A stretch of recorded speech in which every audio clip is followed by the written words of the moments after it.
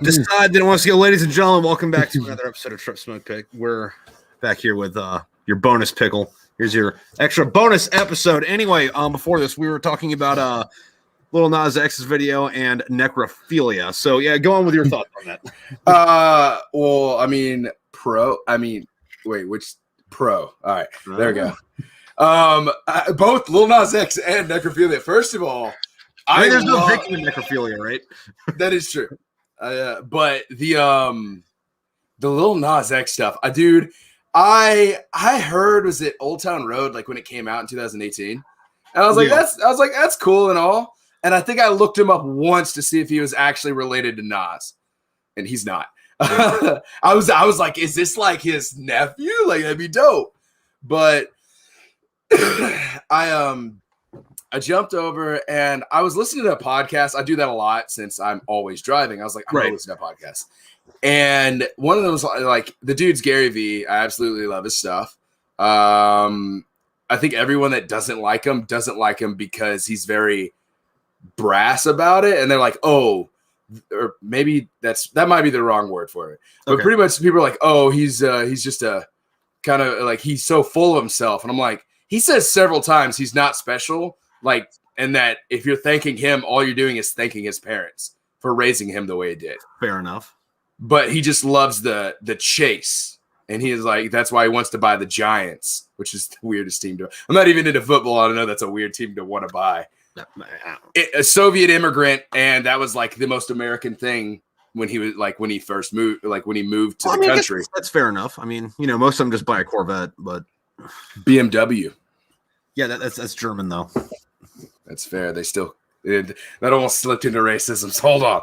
All right, no, but he was talking about how Lil Nas X basically hacked marketing, and I had heard about his debacle with Nike. I just never really looked into it. Yeah. And then I was like, fuck it. Like, and I came home, I want to say like the day before yesterday. And I was like, you know what?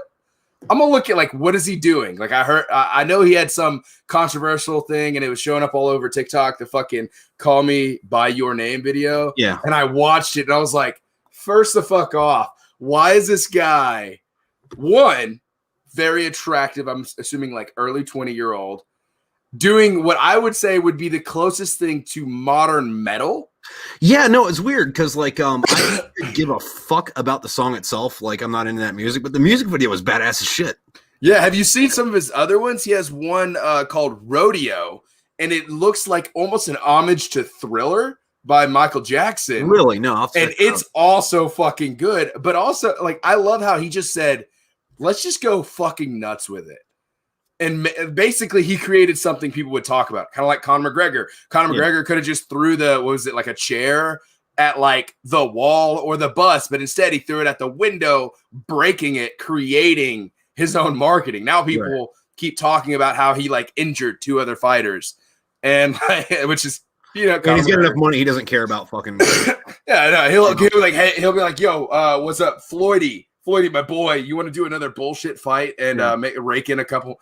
I like how it was like he only made like a tenth of what Floyd made. I was like, I guarantee you Floyd gave him money on the back end. Well, even if he didn't, like, I mean, that's still a lot of fucking money. Dude, I'm excited for the fucking Floyd Mayweather Logan Paul fight that Logan Paul's gonna die. All of it. No, see, here's the thing: is Floyd said no. No organization will promote it or allow it. The only reason they even got that retired dude was because he's been retired. Dude, he hasn't been in a fight in 3 years, and he was a wrestler. And they're like, they gave him enough money. It was like, this will fucking set him up. Yeah. Did you see the shape he was in? No. Oh, dude, was it what was it? I can't remember his name. Look up the Jake Paul fight. And that guy, dude's like I'm in better shape than him. Like it's bad. And it was a boxing match with a UFC guy that was almost strictly ground game. Yeah, no, that'd be a pretty severe handicap on that. But Floyd Mayweather, he doesn't take him seriously because Floyd Mayweather, he did the fucking. What they're trying to do is they're trying to do now it's called the Conor McGregor thing. Before it was Muhammad Ali. You're talking up shit. People got to fucking fight you, and that's what they're just trying to do something that's worked before. McGregor, he fucking brought it into UFC. He became the bad boy.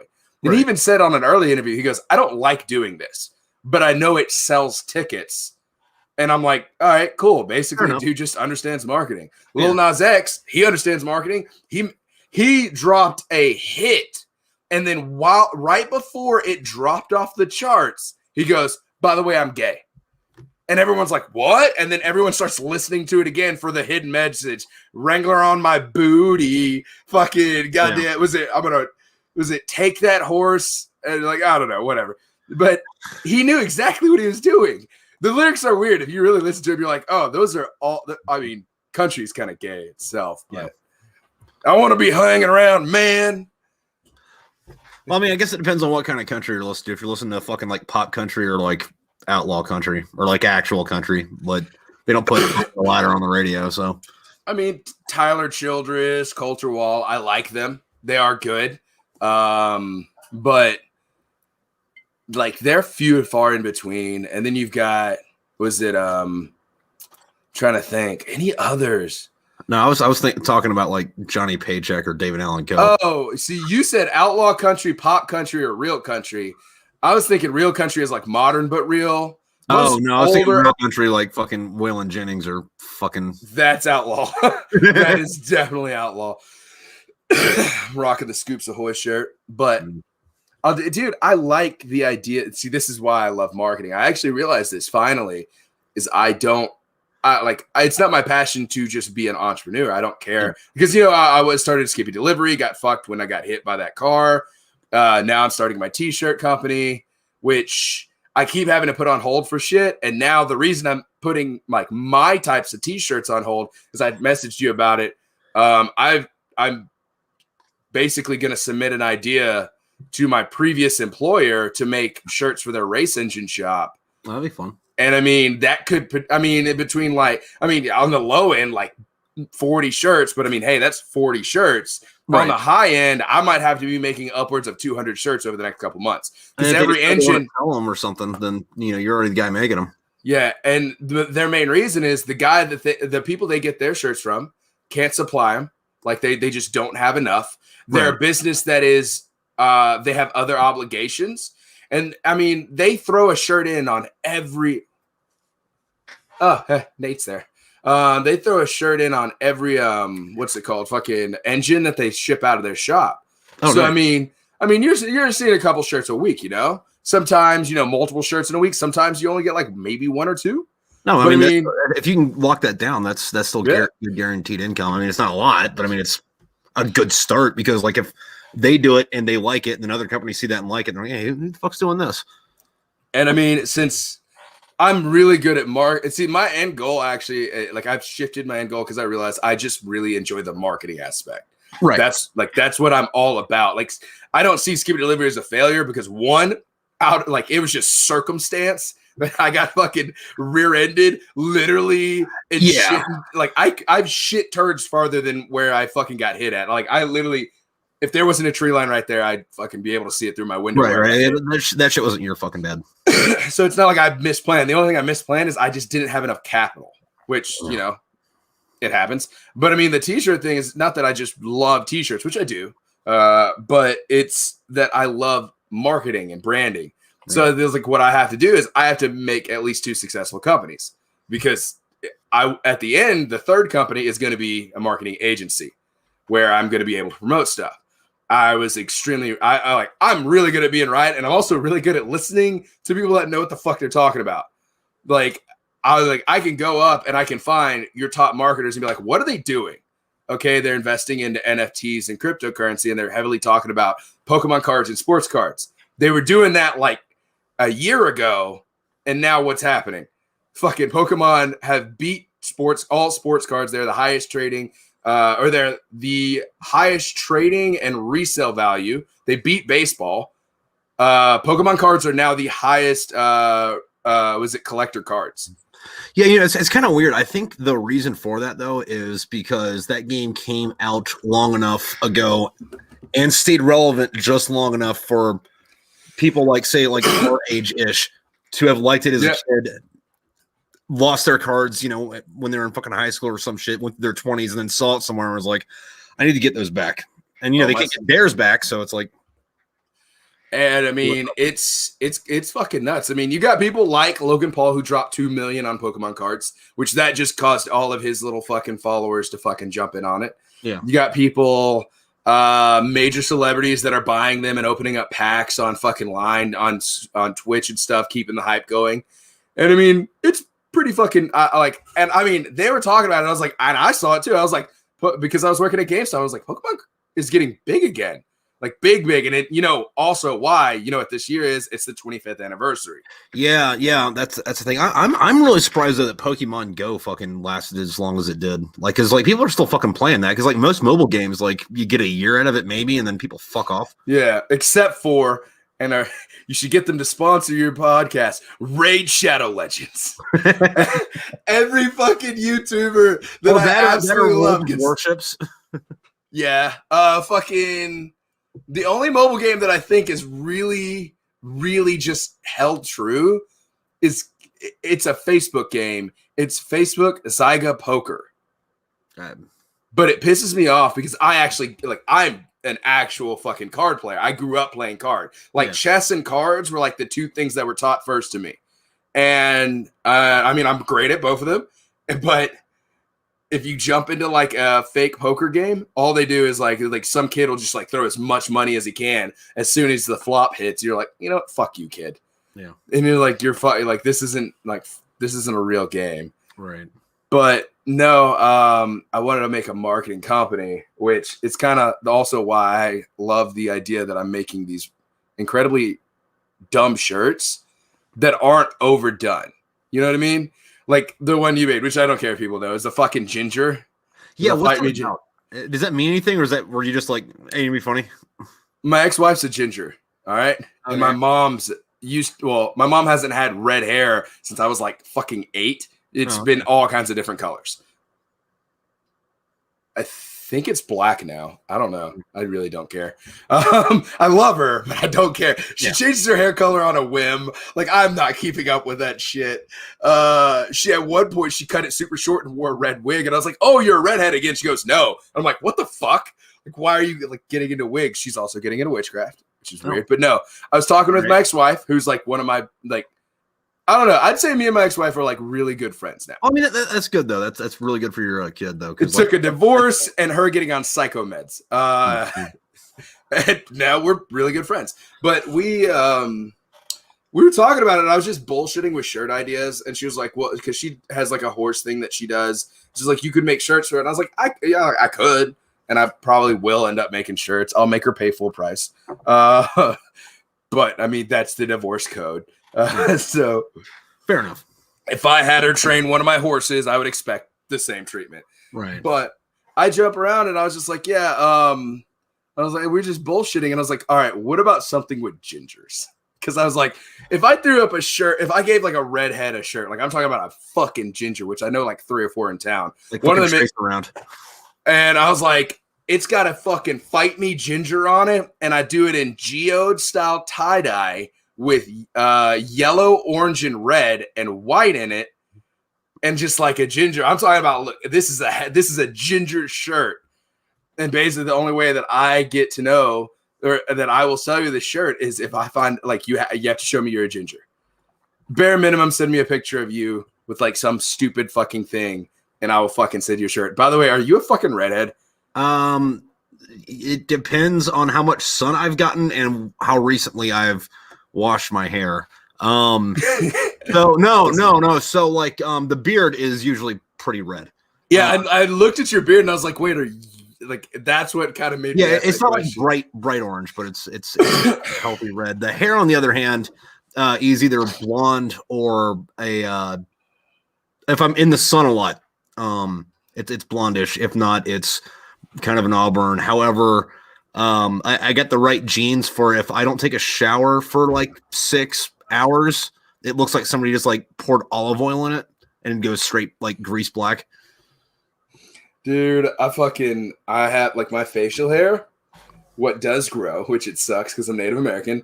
It's like black as night, and then there's just red in there, but against my fucking skin color, and against the dark facial hair, like people were like, "Oh, you just got like peach fuzz." I was like, "No, look at it properly." When I'd actually have tried to grow it out, and they're like, "Is that red?" I was like, "Yeah, that's my fucking question too." Yeah, I think it's the Scots Irish part of it.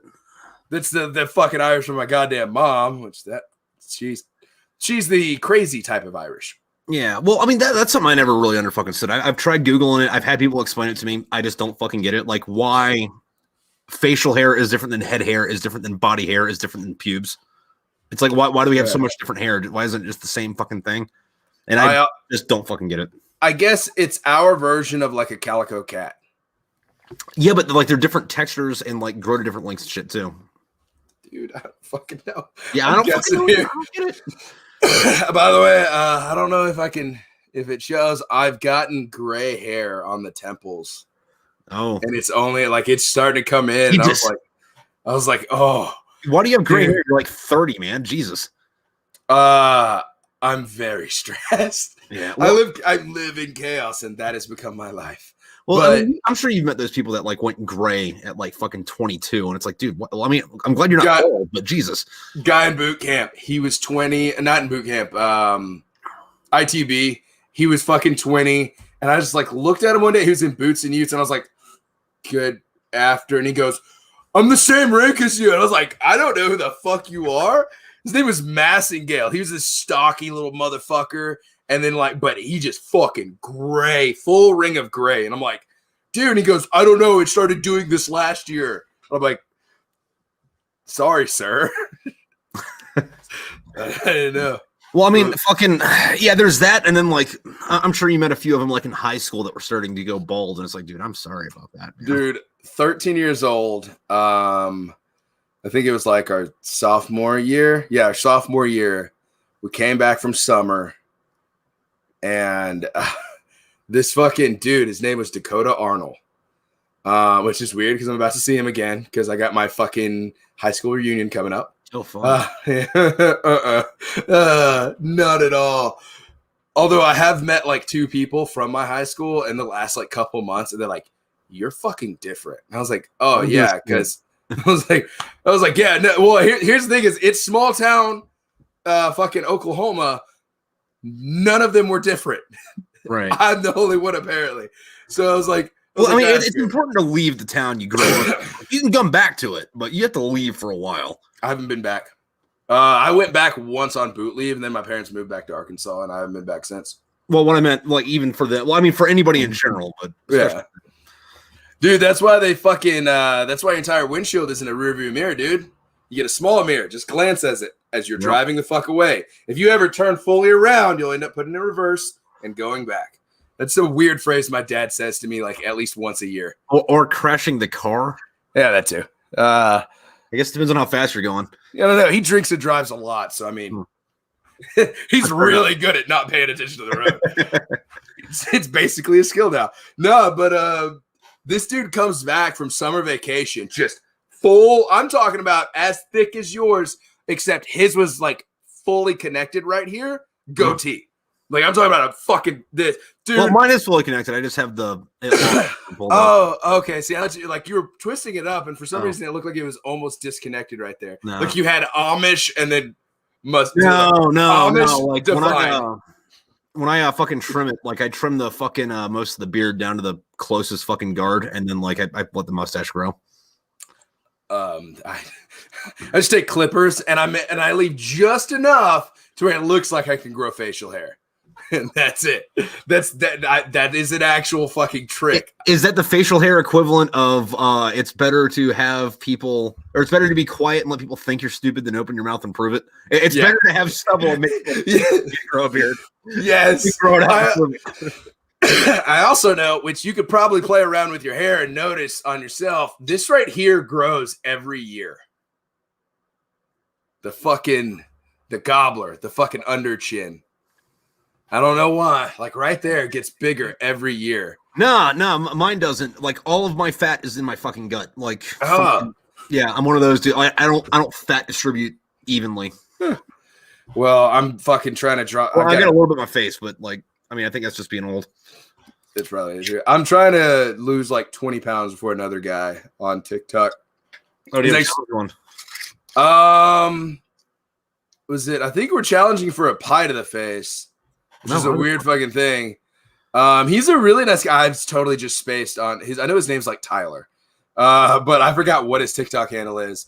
But he cracked me up like a couple, like, I started following him like months and months ago. Yeah, and I came across him because he made a video where he dressed up as like Mormon and he taped over a Bible and it says "Goth Girls," and he just like knocks on the door and he goes, "I'm here to talk to you about our Lord and Savior, Goth Girls and Fishnets." And I was like, "Oh my God." And I fucking stitched it and we followed each other like back and forth. And like, we've duetted a lot of his stuff. He's a heavier set guy, gauges, kind of a beard. Yeah. He's so far a nice guy. It's like, we're just making a bet. I think he lives here in Arkansas. We're going to hang out eventually. Even better. But yeah, before I fucking leave the state. Dude, fucking like there's some weird collaborations on TikTok. Like you ever like watch a video and you scroll up and it's like 5 people you follow and you didn't know that they knew each other and you're like, why are you all in the same video? Like the thick Wendy's chick, the thick Applebee's chick, Scuba Steph. Yeah, the thick Wendy's chick, the Arby's fucking Satanist guy, and then the Burger King were all in the same video. And I was like, what the fuck is going on? Dude, that guy's making a move. Dude, I fucking contributed to the fucking Kickstarter. So did I, and I'm pretty sure I said something about that to you. I know that. Oh yeah, you told me about it. Yeah. Thanks for that, by the way. He asked for like a badass fucking like a voice to like talk about the movie, and I tried my best, but I was in my car and I was like fuck, and I'm gonna do it. I was gonna hook this mic up to it, then I was like gonna do the "in a world where one man," like I was gonna like fucking drink lemon. I was gonna go fucking ham on it, but then I was like, I ran out of time, and I was like, fuck, and I just winged it in my car. I don't know if he used it or not. I didn't even fucking check on it. I want to think he likes it, but it's weird though, because like that dude like plays like a fucking character, man. Because like all his TikToks, he's all this crazy fucking shit, but then I don't know. Yeah, but like he'll do like for the shit with the movie. He's like, all right, so I'm making a movie, and what I want to tell you about is.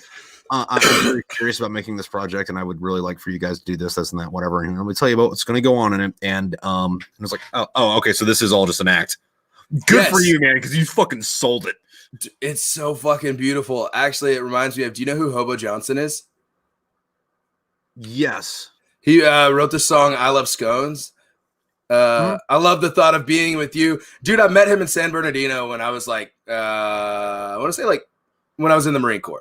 He was still pretty young. He was He was couch surfing at the time. Yeah, I didn't know where the fuck that dude was from. Yeah, I'm sorry. That shit too, but yeah. San Bernardino.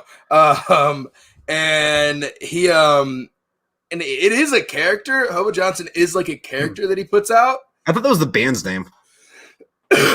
Frank, I don't know. I thought Hoba Johnson, I'm pretty sure it's him. And then he has this band that backs him up. It's Hoba Johnson and the Love Makers. Oh, okay. I think the rest of the band is considered the Love Makers. And they just like shorten it up for fucking marketing. Yeah. But I met him and he is that guy, kind of. It's a exaggeration. Right. And as I've noticed with what's his name? The Notorious? No, the infamous something. What Notice Me Senpai. Notice Me. The fucking Onyx Fortuitous. Yeah, that's it. Fucking weird as fuck. And he was like, I've watched his videos and I can tell that is his personality. Yeah. But when he gets the camera rolling, he just pushes it out to like 100, like turning the dial all the way up. And I like that because I can't do that. I'm either me or I feel awkward. And that's about it. Like Go ahead. Sorry. Yeah, no, I was gonna say I think a lot of people are held back on that because they're like thinking, oh well, hey, what if people fucking laugh at me or think something bad? Dude, you're putting this on TikTok. People are gonna think bad about you and fucking say negative shit anyway. Just go for it, bro. That dude, but I mean, the internet is fucking miserable. It's like, hey, what's the picture of my cat? Yeah, you got a fucking nasty pussy. Yeah. Thanks. Dude, also TikTok was a lot nicer and way more accepting a year ago. Yeah, well, I mean, Vine was super fucking chill too, but then, they had to ruin that. Yeah. I mean, TikTok, though, I see where TikTok is going to wind up staying longer. And I could see where TikTok might turn into Facebook. Not so much Facebook, because fucking LinkedIn is turning into Facebook. Just a little bit more professional version. Yeah, nowhere near as popular, but professionally very popular. Like, so I'm making these t-shirts. Hopefully I get to make the t-shirts for Koots. I'm going to record like a couple videos of the process in my little room that I have set up. I'm going to take a few pictures with it. And, obviously pictures handing it off to him, and maybe like some fist bumps to the guys at the shop because I used to work there, and like get a couple pictures with it. Then I'm going to post it on LinkedIn over the course of probably like 2 weeks, but I'm going to make sure I get all of them first. Yeah. And then I'm going to start tagging it and like sending it out as, does your chief marketing officer, CMO, does he know about a company that can get him shirts for the right price and the right quality? Like something like that. And then what will happen is you have a chance to have, like, all it takes is like a couple people like, if you do that, then everyone in the company thinking they're going to get a leg up is going to forward that fucking post to their chief marketing officer. Basically, every peon in marketing that is told, make sure you learn everything about marketing, and even in marketing in college, they're like, go to LinkedIn. And I thought, well, LinkedIn was what we used to use it as, which was resumes and job applications. Yeah. Now it's a platform.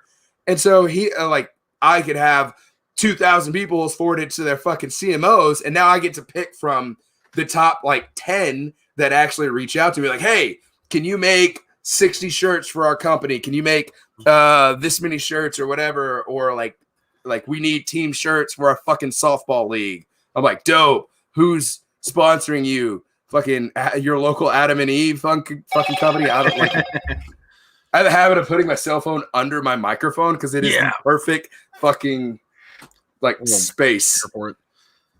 But it's but I mean you can use but LinkedIn is like, it's actually becoming, I would say, close to, not quite as artsy, but close to Pinterest. Yeah. Like the only thing I ever really post on there is like art shit, but like none of the in progress stuff. Just like when it's fucking done. Here, have fun. Do you post on Pinterest? No. LinkedIn. Oh, I'm gonna find you on. Yeah, you on LinkedIn? I'll find you in a second. I think I have like fucking 10 posts ever, but I mean, all about fucking following and sharing. Yeah. Speaking of your art, I have to ask the question. I don't know if you're working on anything. Are you gonna do a fucking NFT?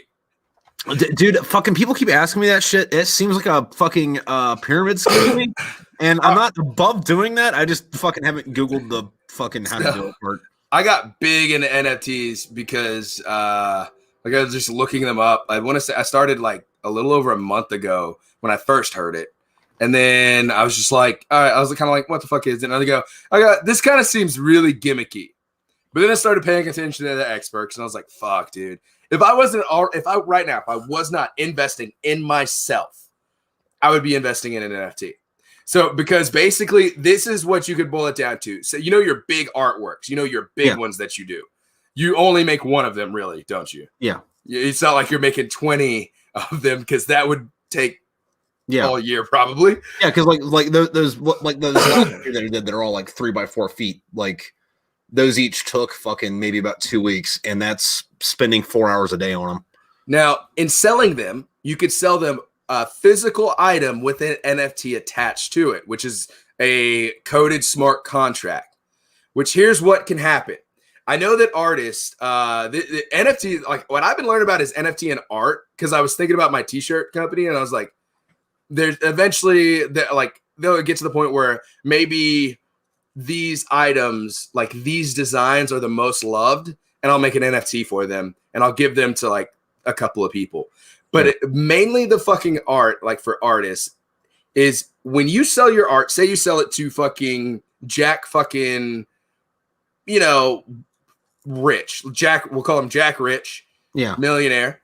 He donates it to he gets it appraised by his buddy in fucking 10 years. And they say, oh, it's now worth $200,000. And he donates it to a charity auction or a fucking, a museum, and he donates it for $200,000. And that's his tax write-off. Well, because he donated and there's an NFT attached to a physical item that in that smart contract, which he fucking paid for, then you get, you can work on whatever royalty fee you want. So say like 15%, which is typical for these NFTs for art. So you get 15%. So you get 15% of 200,000. Now, since it's a tax write-off, you can get 15% of 200,000 tax write-off, or he has to pay you that money. Now, what would that be? That'd be $30,000. Yeah. So $30,000 tax write-off to you as an artist means at the end of the year, you get money back, or he just pays you the $30,000 and you get money right there. So that reminded me of something else. So like everybody bitches about fucking taxes, but you want them at the end of the day, you want them to be taxing you so much that you're complaining about it, But I was talking to the wife about what to do with the body after dead, And I was like, dude, I don't care. Fucking throw me in the trash. I don't give a shit. I'm dead. Whatever the VA will fucking pay for. And then she's like, well, what if I, get you, because what is it, like Minnesota is the only place where you can actually do Viking funerals now. So, but what if I, get your ashes and put that in a little boat and set that on fire? Because that's around Workhole. And I was like, okay, sure, that. Unless we have like a lot of money, in which case you have to get Elon Musk to put me in a rocket and shoot me into the sun. Fucking long trip. I mean, that would be pretty fucking dope. I mean, that is, well, and I'll say we live another 60 years, which, modern medicine, completely possible. Yeah. Which, speaking of modern medicine, did I tell you my fucking news from my doctor? No. Oh, I got a whole update from the VA. And that's why I was bitching about it. It's just taking for fucking forever. But I got great news and weird news. But no, like modern medicine, we can live maybe another 60 years. Dude, in our lifetime, we're going to see fucking someone set foot on fucking Mars. It's going to happen. I remember reading a fucking thing where they were talking about how the next person to, or the first person to be documented to live to be 200 years old is alive right now. And I remember reading that in the fucking 90s. So, I mean, fucking, that could be a thing. They say that the person that will be on the spacecraft that'll go to Mars from NASA, not Elon Musk, which will happen like way soon. No, they already have that planned. Have you heard about the guy they're doing that with?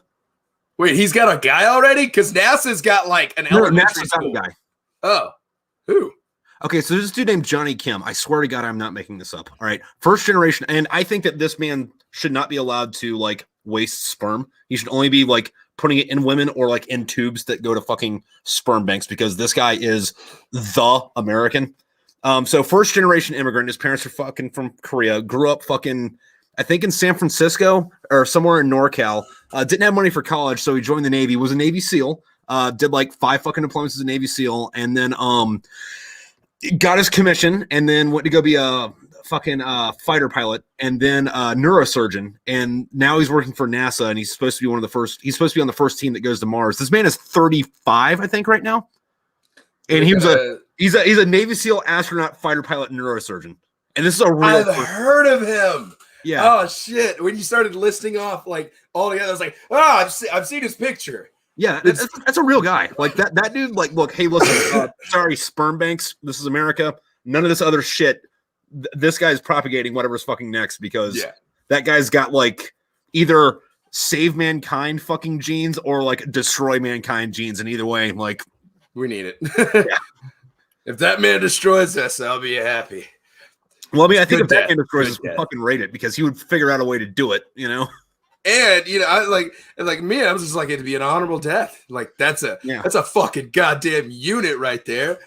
But no, see, I was reading, or I was watching. Yeah, I was watching. It was on the news, and they were talking about like NASA was doing their whole like, hey guys, like we're getting funding again. Look what we're doing. And they're like, so, and they were talking to these kids, getting them interested in Mars. That's not hard to fucking do. Yeah, because it's there. Yeah. We got Martians. It's been in the fucking zeitgeist since the fucking 20s. I'm talking about just getting kids interested in like space travel. It's not fucking hard. Yeah.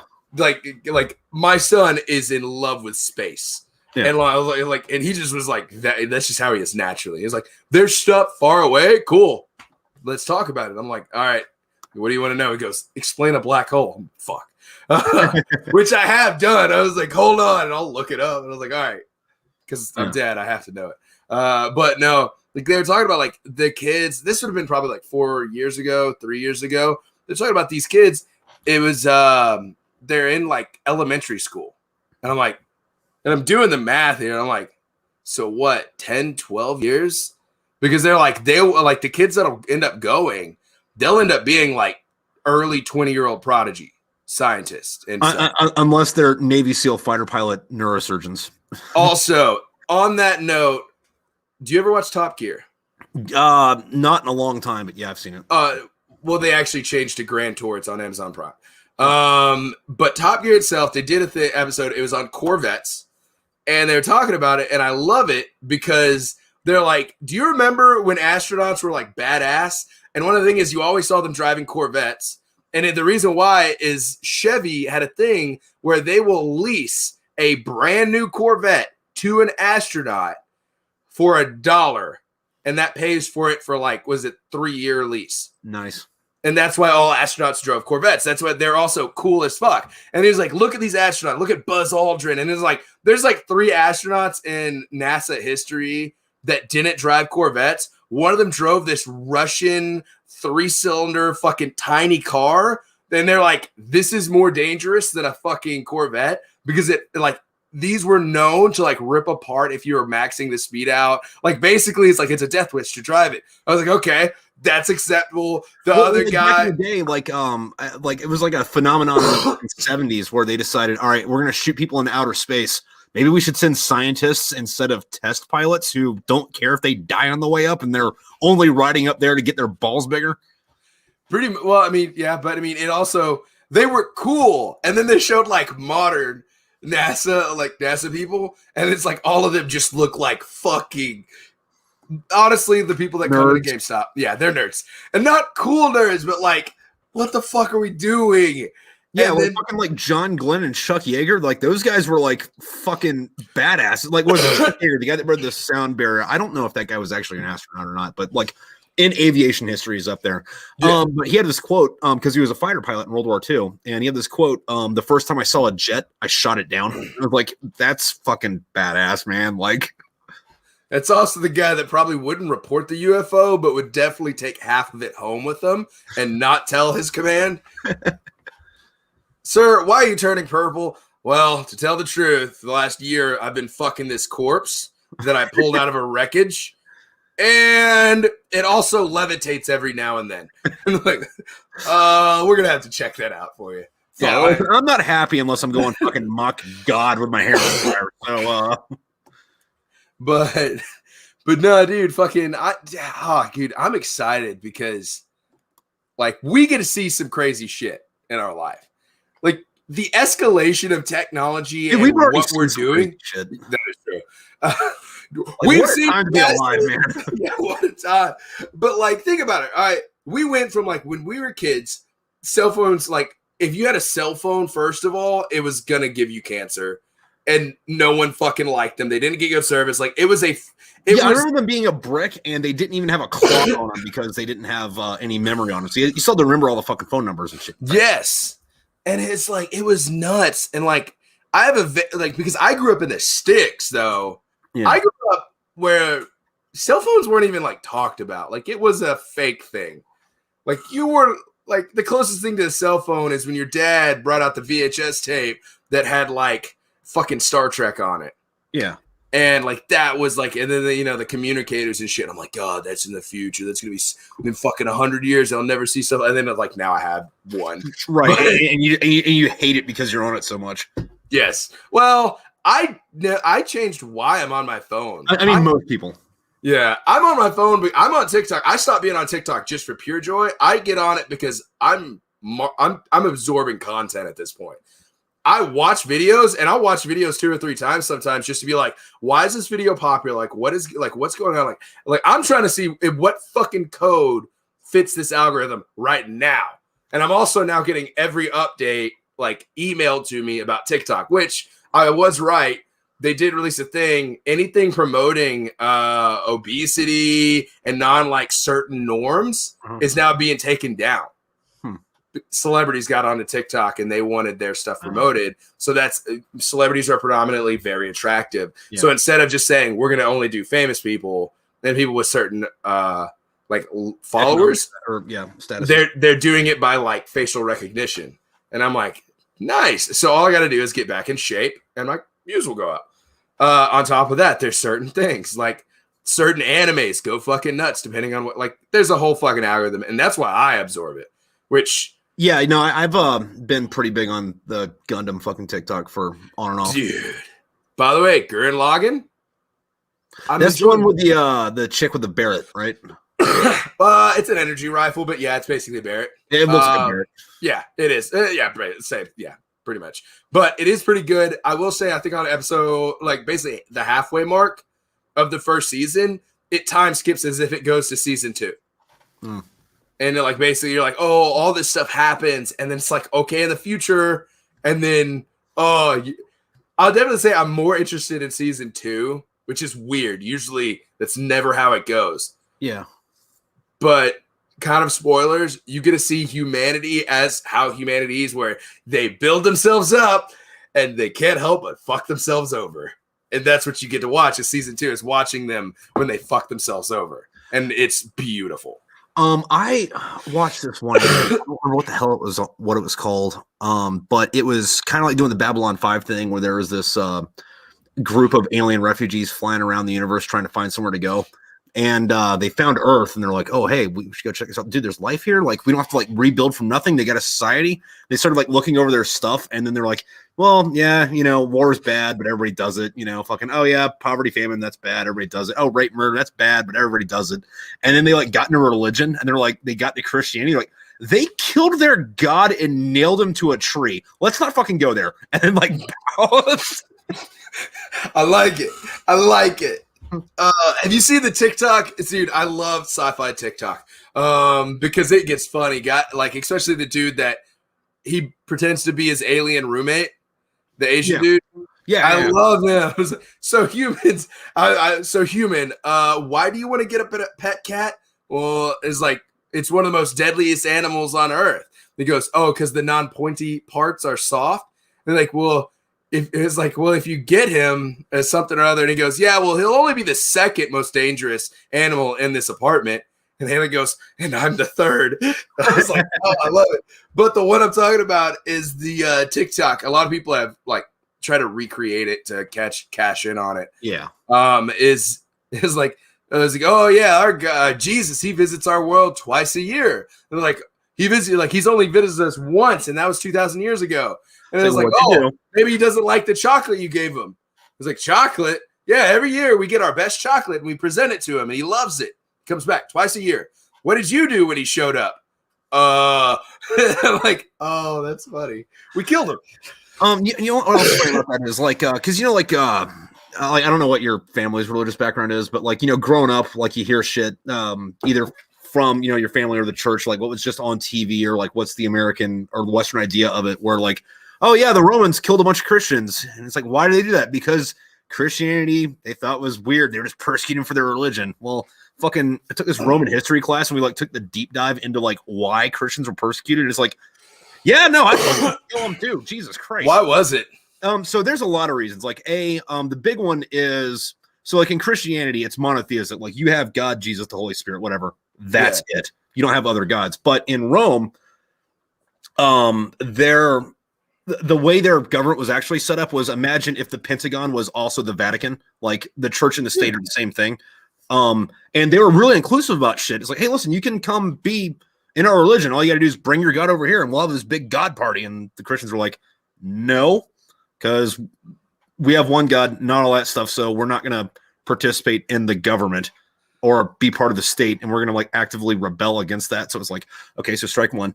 And then B, what is it, like transubstantiation, like communion, when you drink the wine and, eat the, fucking wafer or whatever. Like in older Christianity, like there was this belief that like when you're eating it, somehow it magically actually becomes flesh and blood. And the worst thing you could do instead of it being metaphorical, right? But the worst thing you could do in Rome was cannibalism. So it's like, all right, so you're cannibals and you're enemies of the state. Sorry. On the first one, though, I have to say it is a mixture of two of the most you don't do these things.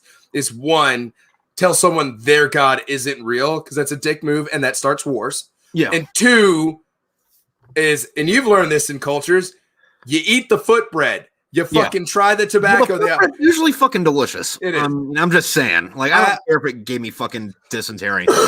Dude, I don't know which one gave me dysentery. Was the foot bread? Was the fact that every couple of weeks they'd come and tell us the water we'd been drinking for the last couple of weeks was contaminated, give us new water, and then go, oh no, that batch was contaminated. Just over and over and over. Like, it happened all the time. Like, at this point, it's like, all right, I just was dying. And then the fucking doxycycline apparently, and people that didn't experience actual combat and the people that actually like just stayed into fob and like we're just fobbits and that's cool, you have your job, and like Camtax, a lot of those guys were only fobbits, but the thing is, if shit happened like on Bastion, you need good guys on Camtax too. So I mean, it's their job. But doxycycline, it deteriorates your brain, causing this exact same symptoms as PTSD. Yep. That mefloquin's just as fucking bad.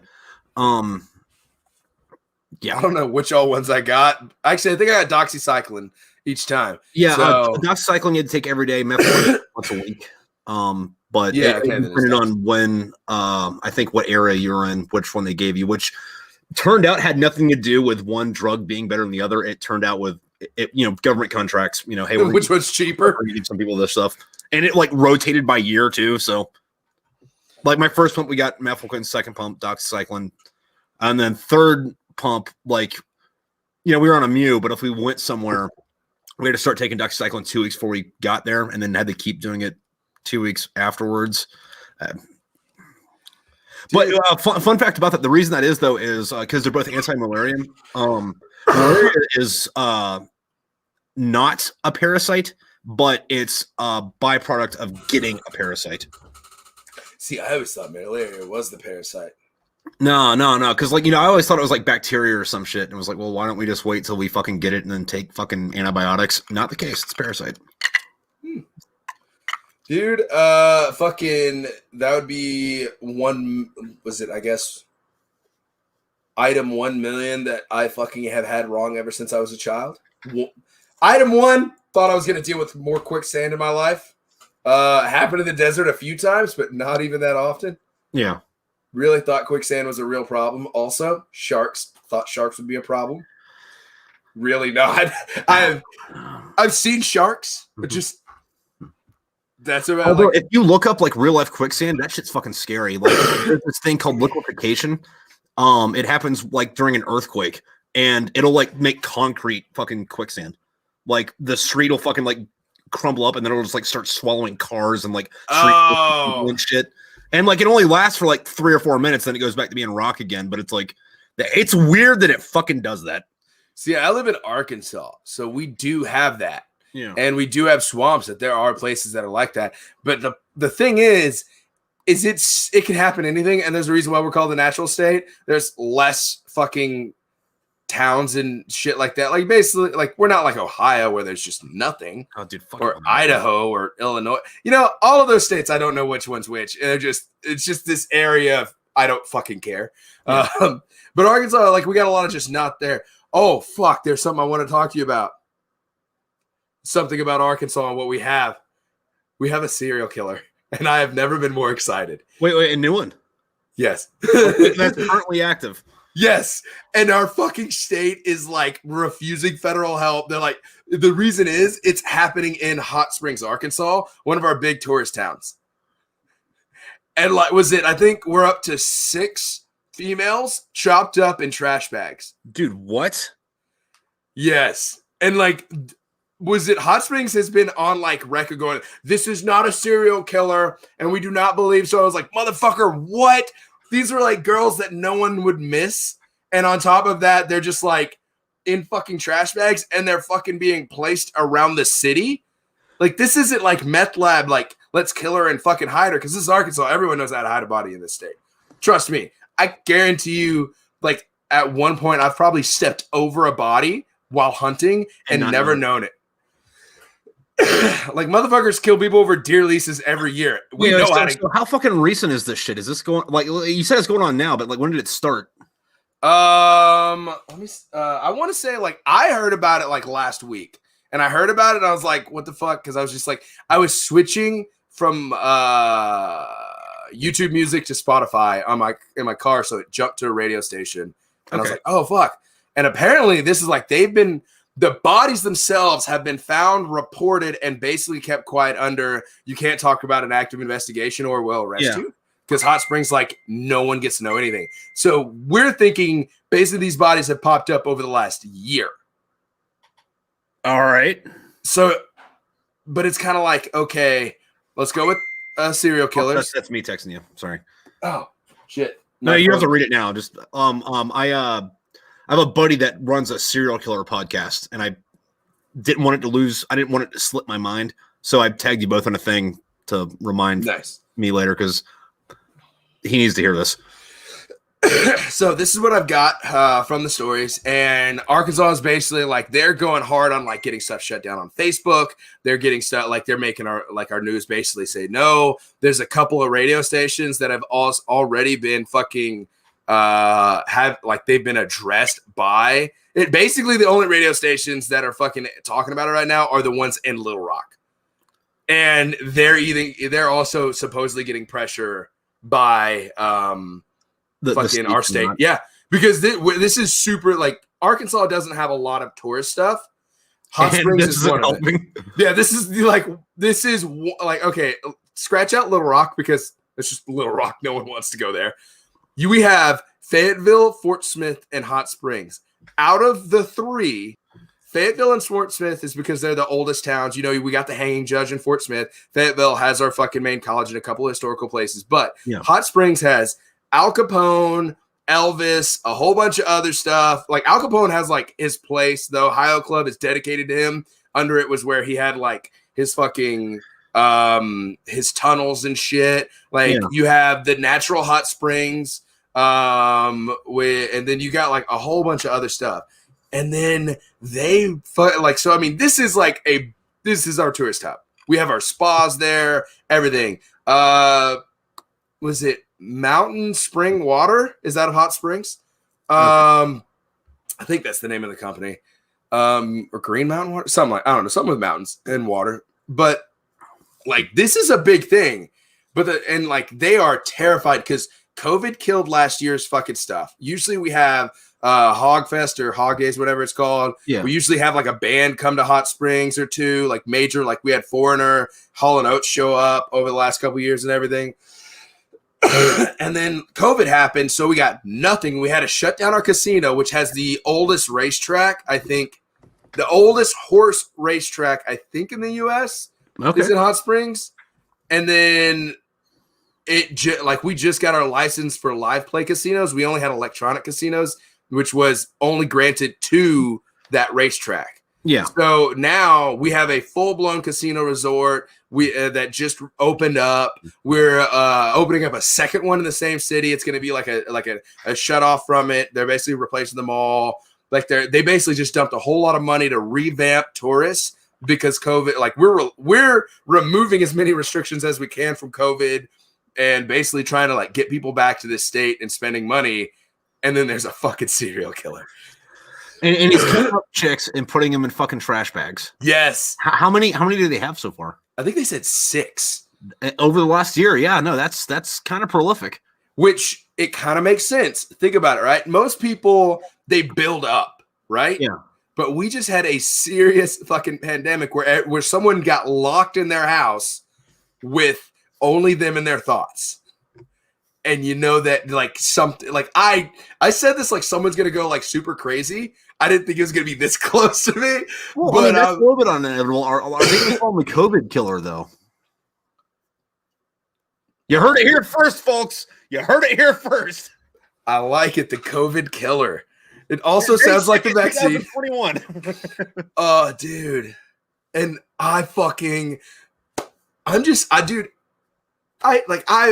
this is the white side of me. And I'm going to call it the white side of me because all my fucking friends that are any other race do not share this fucking fascination. I love serial killers. Yeah, no, it's a weird thing. It's a weird fucking phenomenon. And dude, I fucking was it Criminal Minds? I like Criminal Minds because it is like it is seen as one of the more accurate into diagnosing the crazies. I'm gonna call them the crazies. Yeah, the guy I tagged you in that fucking group chat. His name is Dan Brady. He's one of his podcasts called Criminal States of Mind, and they talk about serial killers by state and they go down. But I'm sure he would love to fucking hear. Dude, the active fucking. I was about to say active shooter, but that's not right. Yeah, I said. Although I do also love the slogan. It's like after a murder, you are only 2 more kills away from being considered a serial killer, and I think that is it 3? 3, but it can't be bam, bam, bam because then you're just a spree killer. It has to be 3 planned out murders. Okay, you know that's the same thing with aces and fighter jets. You have to shoot down 3 enemies to be considered an ace. Rule of 3. You also have to get 3 strikes for a turkey, which is just as important as an ace. Yeah, there's also like a 300 PLP score. There are 300 Spartans. There's the Trinity. I fucking hate honestly the rule I do. By the way, and here's something weird. I love the number 3. Yeah, I don't know why. That's my number. That I was born in 1993. I have 2 brothers, so there's 3 of us. To my knowledge, I have 2 sisters. So from my father's side. Yeah. So that means there's 3 of us there. There's 3 brothers from my mother, and there's 3 siblings from my father. So fucking weird, right? Yeah, no, I'm on that too, but that's just because like I'm a third. So name. That's where Tripp comes from, because like triple. Wait, really? Yeah. I never even thought to add this to your fucking collection of fucking random goddamn knowledge. Which, speaking of random knowledge, my kids, like, you know how I talked about like my kid and the fucking random knowledge stuff? Yeah. My kid hit me with some shit and it fucked me up, and then he this entire situation has been fucking replayed in my head a million times. I've talked about it with people, and I think you'll fucking love it. For if you ever become a father, which I don't advise, but I do love my son. There's a lot of fucking problems with it, trust me. But he looks at me, and I've been divorced from Jess for a while, and I'm moving up to Nashville area to like be closer to him. Yeah. And I've told him about this, but he's young, he's impatient, and he just looks at me like while we're like I'm up there. And he's just like, you like when you don't see me for a long period of time, it's hard to remember your name. And I'm like, like that fucking hurts. Well, how old is he though? He's about to turn 8. Yeah, I mean, Yeah, he's still young. I mean, at least he's honest with you. Dude, I foster that. Like my parents were the type of people that were like, kids should rarely be seen and never heard. And I'm like, kid, speak your fucking mind. If anybody ever tells you not to, fucking talk to me. His mom's the same way. His stepdad's the same way. It's like, what do you want? Like, what? Like, talk to me. Because when he was younger, he had speech problems, so he was embarrassed to talk. So now we're like, fucking say it with your chest, little man. And I was just like, it hurt my heart. I was like, buddy, 3 to 4 months, I'm gonna be up here. I showed him the house I was looking at. I was like, dude, it's happening. Like, we're going to be like right here. And he's like, okay, yeah. So what do? We go to get ice cream because I don't really like, I'm still emotionally kind of fucking retarded. So I'm like, let's buy him something. That'll solve this problem. So driving there, I've got him one of those sodas. You know, those Japanese sodas, you pop it down and the ball fucking goes in there. Yeah. Yeah, he loves those. I get them at Game Exchange every time we hang out. And so I was like, here you go. And he's drinking it. And he's like looking at it. I see him in the mirror. I'm like, the fuck is he? But he's just like intensely looking at this soda. I was like, buddy, what's wrong with soda? And I'm thinking something like fell in it. He like sneezed in it or something. And he goes, how does carbonation work? And I'm like, oh shit, dude, I've seen this, how it's made. I know this fucking answer. And I'm like, all right, buddy. And he goes, wait. I think I can get this. I'm like, what the fuck? And he goes, carbonation, the fizzy, it's like air, gas. And then it's in the soda. So we push gas and force it into the soda. And I'm like, buddy. Like, I was like, that's fucking good. I was like, yeah, dude. I was like, it's carbon. Is it carbon dioxide or monoxide? I forgot. I don't know. All right, I'm pretty sure it's just CO2. Yeah, it's just CO2. So carbon dioxide. D. Yeah. Mon is 1. So it's carbon dioxide. And it's like, and what they do is they compress it and they push it into soda and then they seal it up, therefore keeping it in its state. Yeah. And he goes, so I'm right. I'm like, yeah, you're right. He goes, all right, cool. I'm like, all right, so we're getting ice cream, and I've already kind of like, I'm thinking about this on and off. Like, my kid just like problem solved carbonated sodas, like just on the fly. And I was like, that's pretty cool. And then he goes, Dad, and I'm like, what's up, bud? And he goes, what's the difference between cell phone service and Wi-Fi service? Because both can get on the internet. And dude, I'm like, because I'm a techie. And I'm like, yeah. Like one comes from a tower, the other one comes from a house. One's delivered via airwaves, the other one's delivered via cable and then airwaves. Internet's no longer restricted to cable. Actually, it is, but also like a landline could be cable as well. And most of the time, your home phone is connected through your internet router. 2021. What the fuck is a home phone? Yeah, that's valid. Although, speaking of back what we were talking about earlier, just the amount of shit that we saw in our lifetime. Fucking, I remember like the stick your finger in it, turn the fucking knob. Hated phones. Those. Hated those. But in our lifetime, we've gone from that to I can access the wealth of knowledge of mankind on the nightmare fucking window. Wait for it. Hey Google. When did the first cell phone get produced? I'm gonna guess 76. The 3rd of April, 1973. 73. That's close. Three. On the Just 3rd saying. of April, 1973, we're first company to mass produce the All right, first I don't fucking care enough. No. All right, but that's what we just went from to no computer, no nothing. Just like how you access phone is. Do you remember like? Fuck, I forgot. What is the information line? What was it? Not operator. There's like like 411. Yeah, 411. You hit 411 and you ask them a question, and half the time they don't fucking know. Yeah. Or they did, and you're like, oh, sweet, thank you. Yeah, no. I thought 411 was like strictly like, hey, I need this address or phone number. Like I thought it was like a. You could ask at one point you could ask them questions because the 401 lines had computers. Because no one had home computers. Dude, my dad had a home computer when I was a kid, which I wasn't allowed to touch because he was a machinist. So he worked with CAD programs and like he needed it for work. Right. And I was never allowed to touch it. If I was ever caught touching it, he would. I mean, if my brother was caught touching it, I would have got beat anyway. Yeah, but, it happens. There we go. Fucking middle child for you. But like we went from like literally 401 is probably the closest thing we had to fucking Google, all the way to I just asked my phone a question and it gave me the date and more facts. I just didn't want to listen to it. Yeah, but no, it's also weird because we're older than Google. That is true.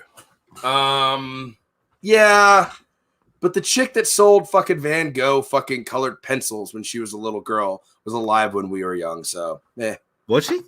Yeah, dude, she lived to like. She was like 116, 17. Wait, that was that woman. I didn't know she sold shit to Van Gogh. Like I knew that she would be that like old French woman. Yeah, no. She's got a weird story because they're like, how'd you live so long? She's like, I smoke 3 cigarettes a day and I drink a bottle of wine. It's like, okay, yeah. Cool. She was like, I was like, oh, you're a fucking French lady. But no, she would talk about it. She was like, and honestly, she would have been like 10 or so. Because Van Gogh wasn't that long ago. He was like late 1800s. Yes. Like he was like, I think he died. Hey, Google. When did Van Gogh die? I'm going to say 87. Vincent Van Gogh died on July 29th, 1890. 1890. Close. Yeah. Fucking another thing. We didn't have this. You know what this was? Asking your fucking mom. Who told you to shut the fuck up? Dude, no, either that or like we had this Wikipedia fucking like collection, whatever the fuck it is, all fucking whatever fucking books. But like ours was like, I think we got it at like a garage sale or some shit. And like in the article about like space travel or the fucking whatever you call them in sections, whatever you call them in encyclopedias. And it was talking about how one day we're going to go to the moon. And I was like, oh, okay. All right. That's how old your encyclopedia was? Yeah. Nice. That lacks so much knowledge then. even for the like 90s, that's bad. Fucking dude, it's just rotary phones. That was honestly, I couldn't remember exactly what the name was. I was thinking spin dial phone, but I was like, that is definitely not right. Yeah. Well, I mean, like, my grandparents still have a one of the ringer up fucking phones. Like, granted, it hasn't been connected since the fucking 50s, but they still have the thing.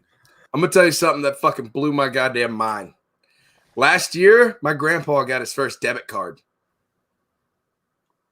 All right. This is a fucking millionaire that's got money, that's so old, it's got mold on it now. This man, he retired 20-something years from the Air Force. I think we've talked about him a little bit. Originally Army, and then went to Air Force. What was the encyclopedia program from the 90s, early 2000s? Yeah, I don't remember. I don't know. I remember it. I don't remember what the fuck it was called. Ask G? Yeah, it might have been e-encyclopedia. It was like before Wikipedia, but it was like actually like accredited or some shit. And like you could get it on a disc set, if I remember right. Like 12 floppy disks. No, they were CDs, but it was like, 2 or 3 CDs. And like it was like an encyclopedia set on a fucking thing. But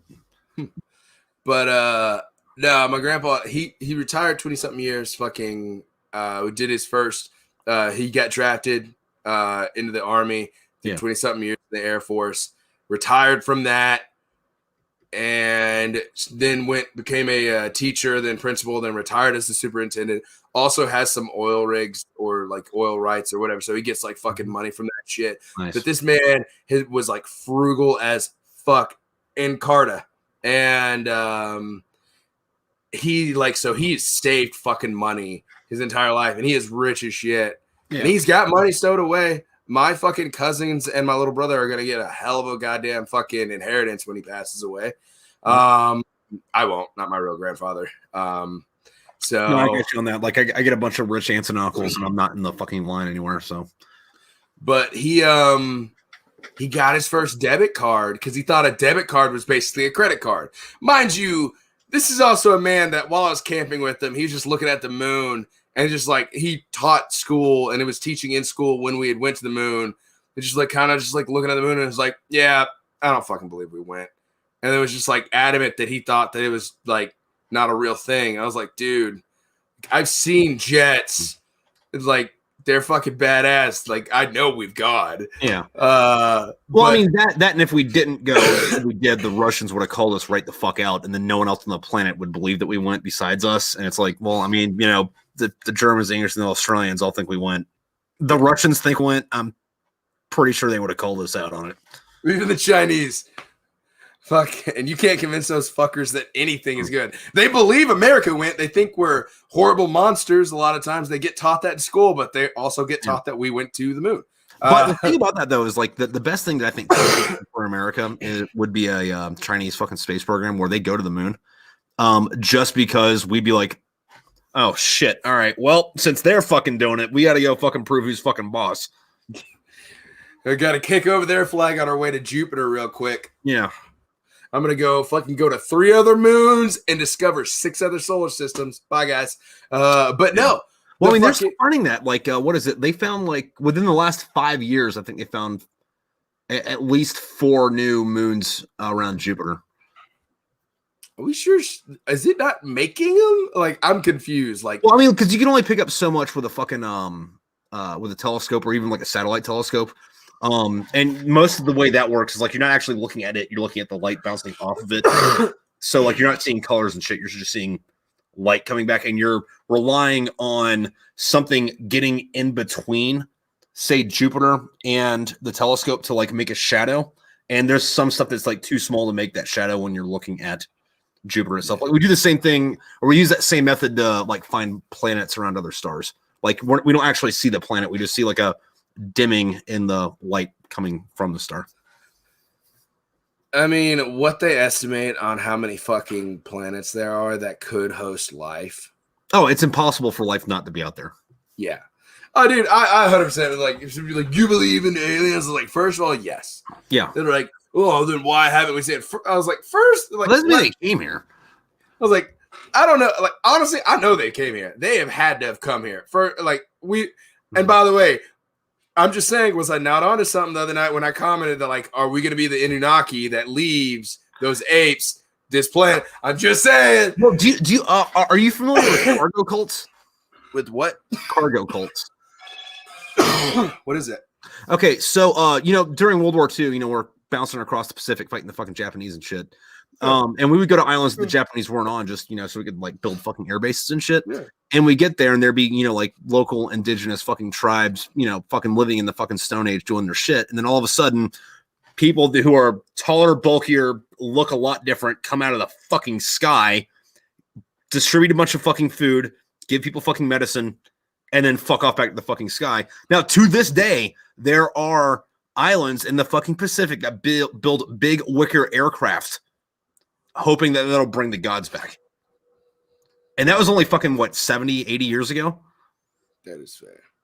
So, that whole Anunnaki thing, I don't know if I necessarily believe that, but, the fucking thought behind it is really fucking interesting and super fucking plausible. I mean, see, the Anunnaki themselves, I don't know. Was it what happened over Phoenix? The lights of Phoenix. Yeah.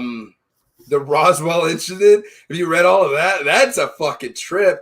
Because at face value, you're like, oh, this fucking dude with this commander or whatever. What was he, like a captain or something? I don't know.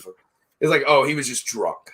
And then it's like, no, all these people had the same fucking story.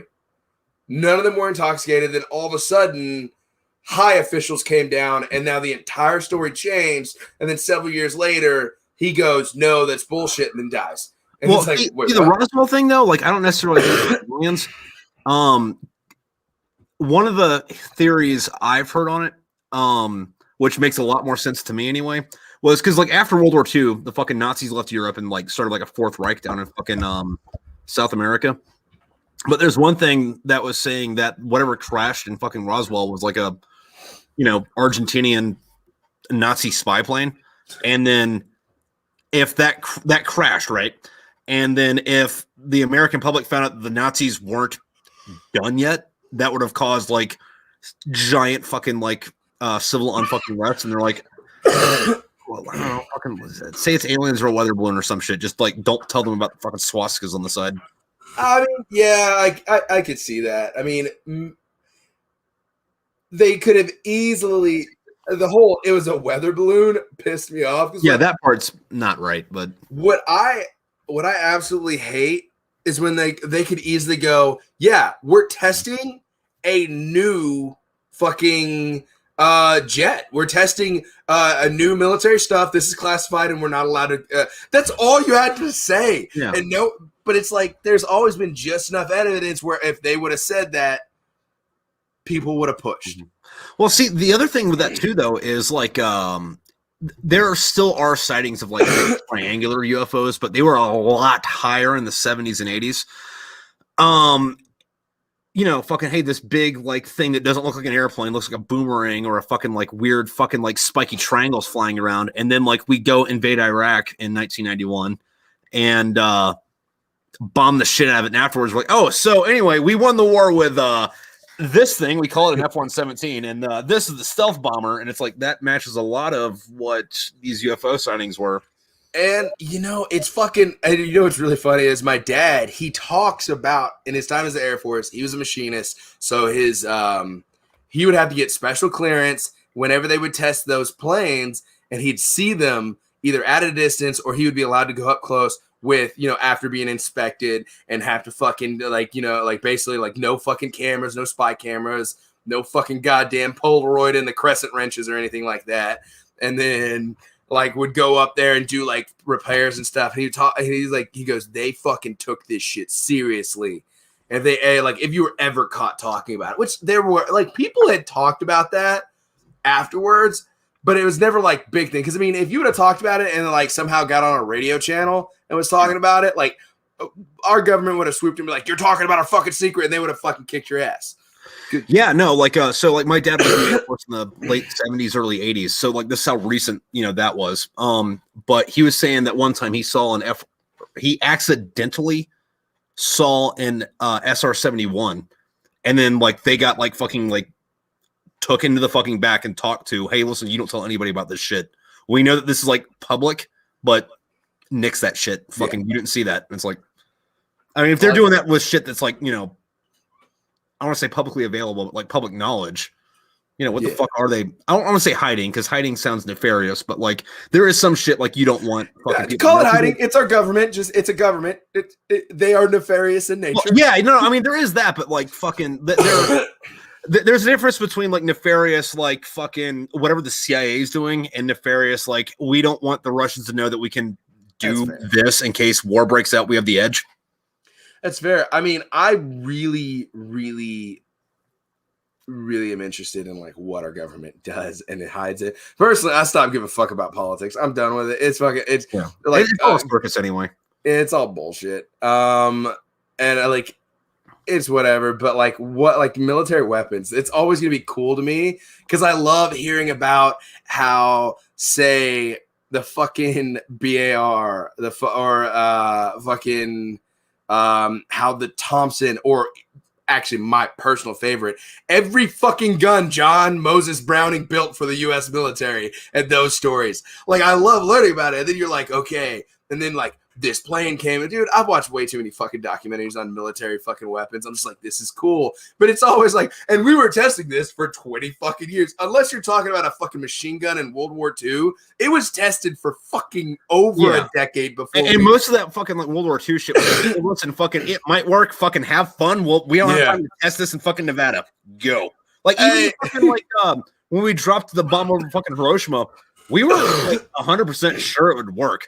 Because we detonated one beforehand. We're like, all right, that seems like it should work. Let's try it again. Like, it's probably gonna work. But let's hope this works out properly.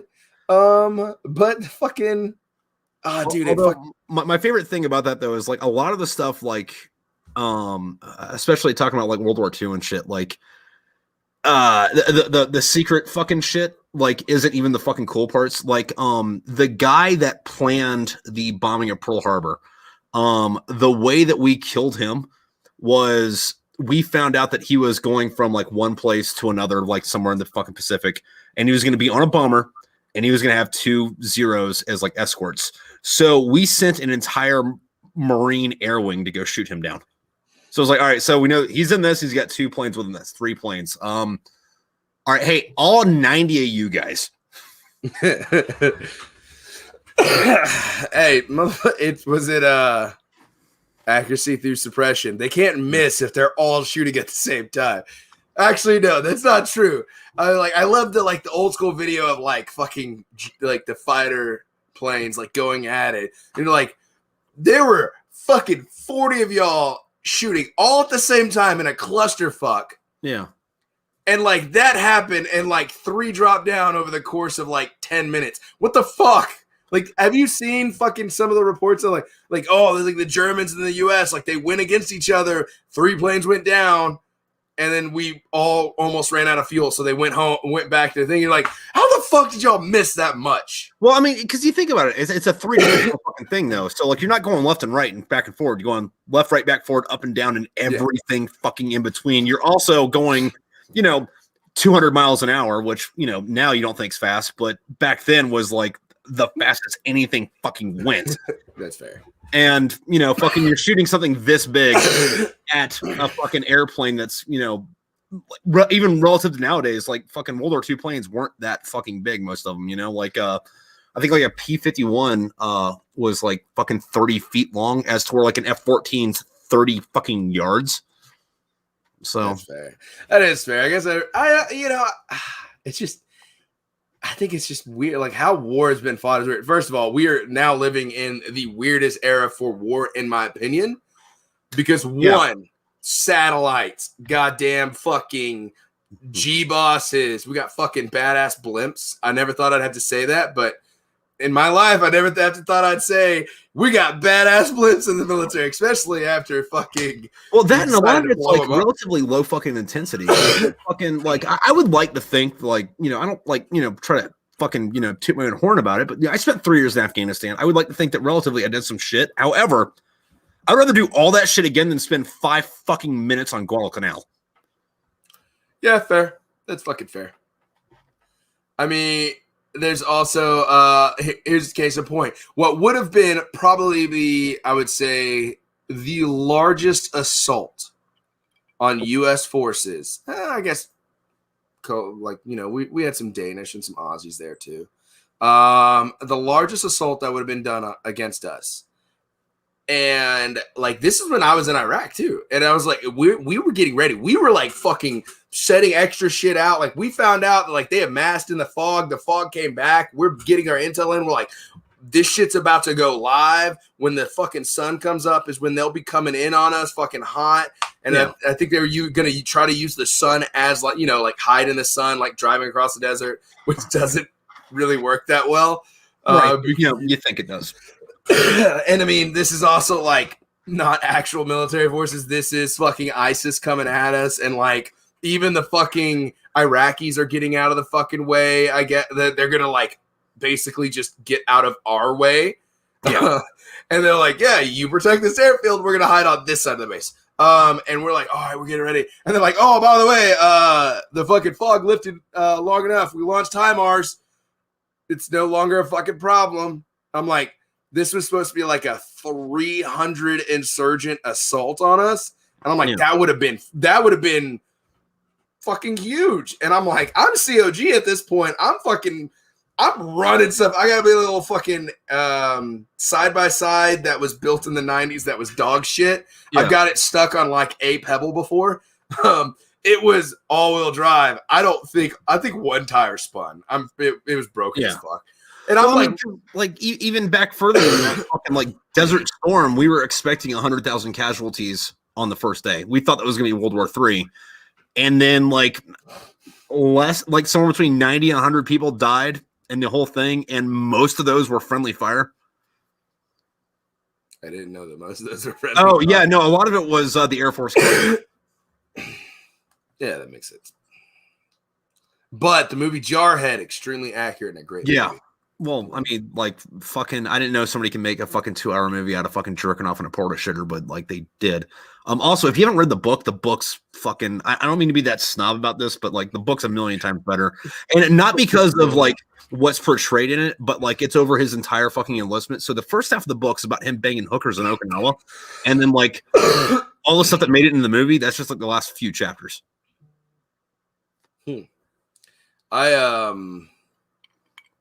Which movie? Oh, I think a group of us tried to watch. Yeah.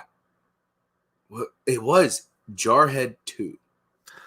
Yeah, I know they made those. I didn't even give them the chance. Dude, if you ever watched the trailer, at one point, the main trailer for this movie, the dude goes, they're not just supply, they're Marines. Because supply fucking goes hot shit. Which is really funny because I actually had a supply sergeant that was like on every fucking patrol.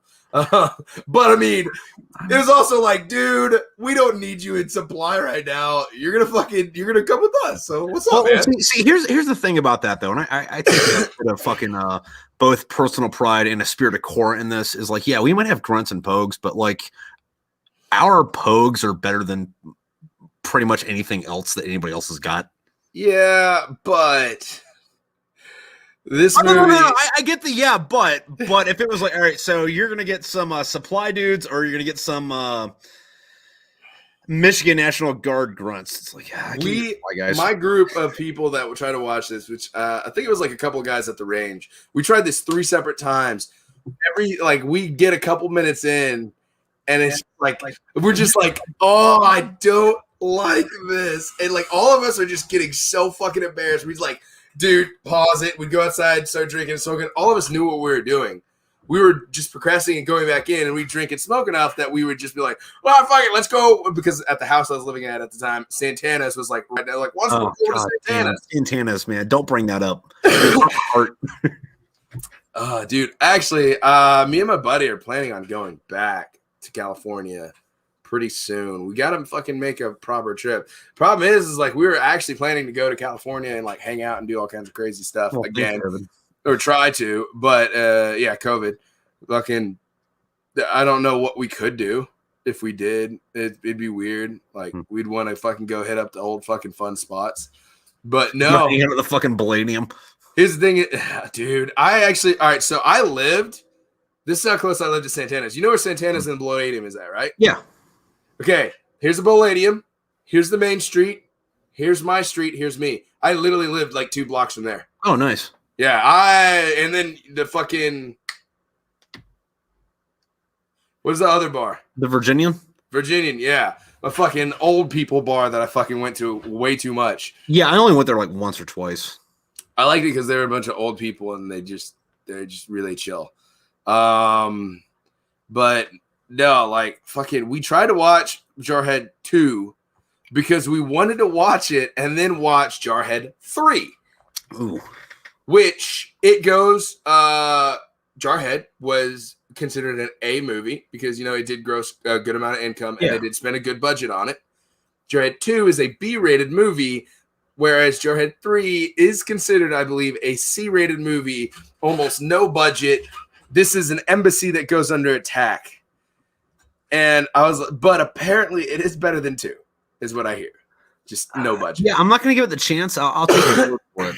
Yeah, no, see, I can't. I've never been able to finish Jarhead 2 just because it is just garbage. Yeah. Same thing with that movie, The Marine with John Cena. It's like I got to the point where like he's in an Air Force uniform, lifting weights and shit, and then his fucking like in boots and boots, but he's still got his fucking like Air Force cap on with Army rank, and his colonel comes in and he's like, "All right, you're out of the Marines now," and he's like, "I didn't know I was getting out." And he's like, "Yeah, you're going home," and it's like off. And then he's apparently goddamn Vietnam level badass Marine. Yeah. Which I have to call it that because like how most people think Marines are is it kind of cracks me up, like especially with fighting, which is the same with like Army and stuff. They taught you to fight in a foreign style of fighting because that's what the enemy was doing. So you got to be able to do hand-to-hand combat.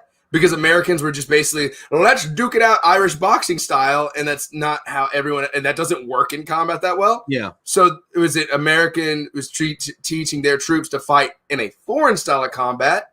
So when they came home, their weird, crazy fucking fighting style worked. Because I mean, it's like taking, like, all right, if I try to fight a Muay Thai guy, even though I know some Muay Thai, obviously he's gonna win.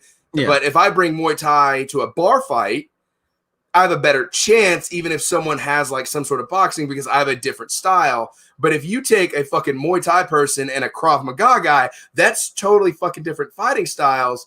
Or what is there's a Russian style of Kempo that is fucking nuts. I love it. Yeah. I've seen videos on it and it is fucking weird. And it kind of, some of the moves defy how fighting should work, but it does. But you know, leave it to the Russians.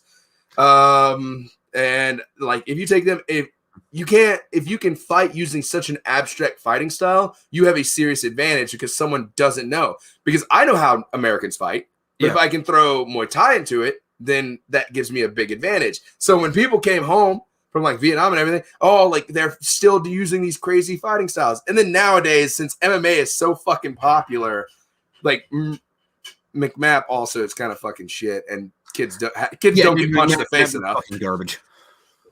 Actually, I have a theory on McMap, and this is based off of like talking to some of my older like friends that like served in like, you know, fucking 80s and stuff before that.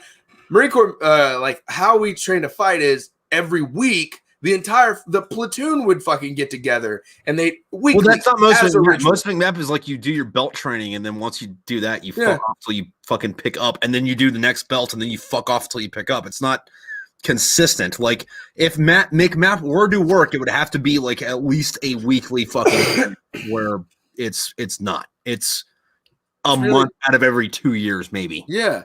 And I mean, you can't train a month out of every 2 years and think you can fight. Yeah. Like at that point, you're just relying on your natural fucking fighting instincts, or which is something else. This is all speaking of something that is a little more natural. See, I grew up in a very violent household. Violence was like I actually don't really like fighting. I don't like violence at all, like except in movies and comic books. I'm not big. There's a difference between like watching it on a screen and doing it.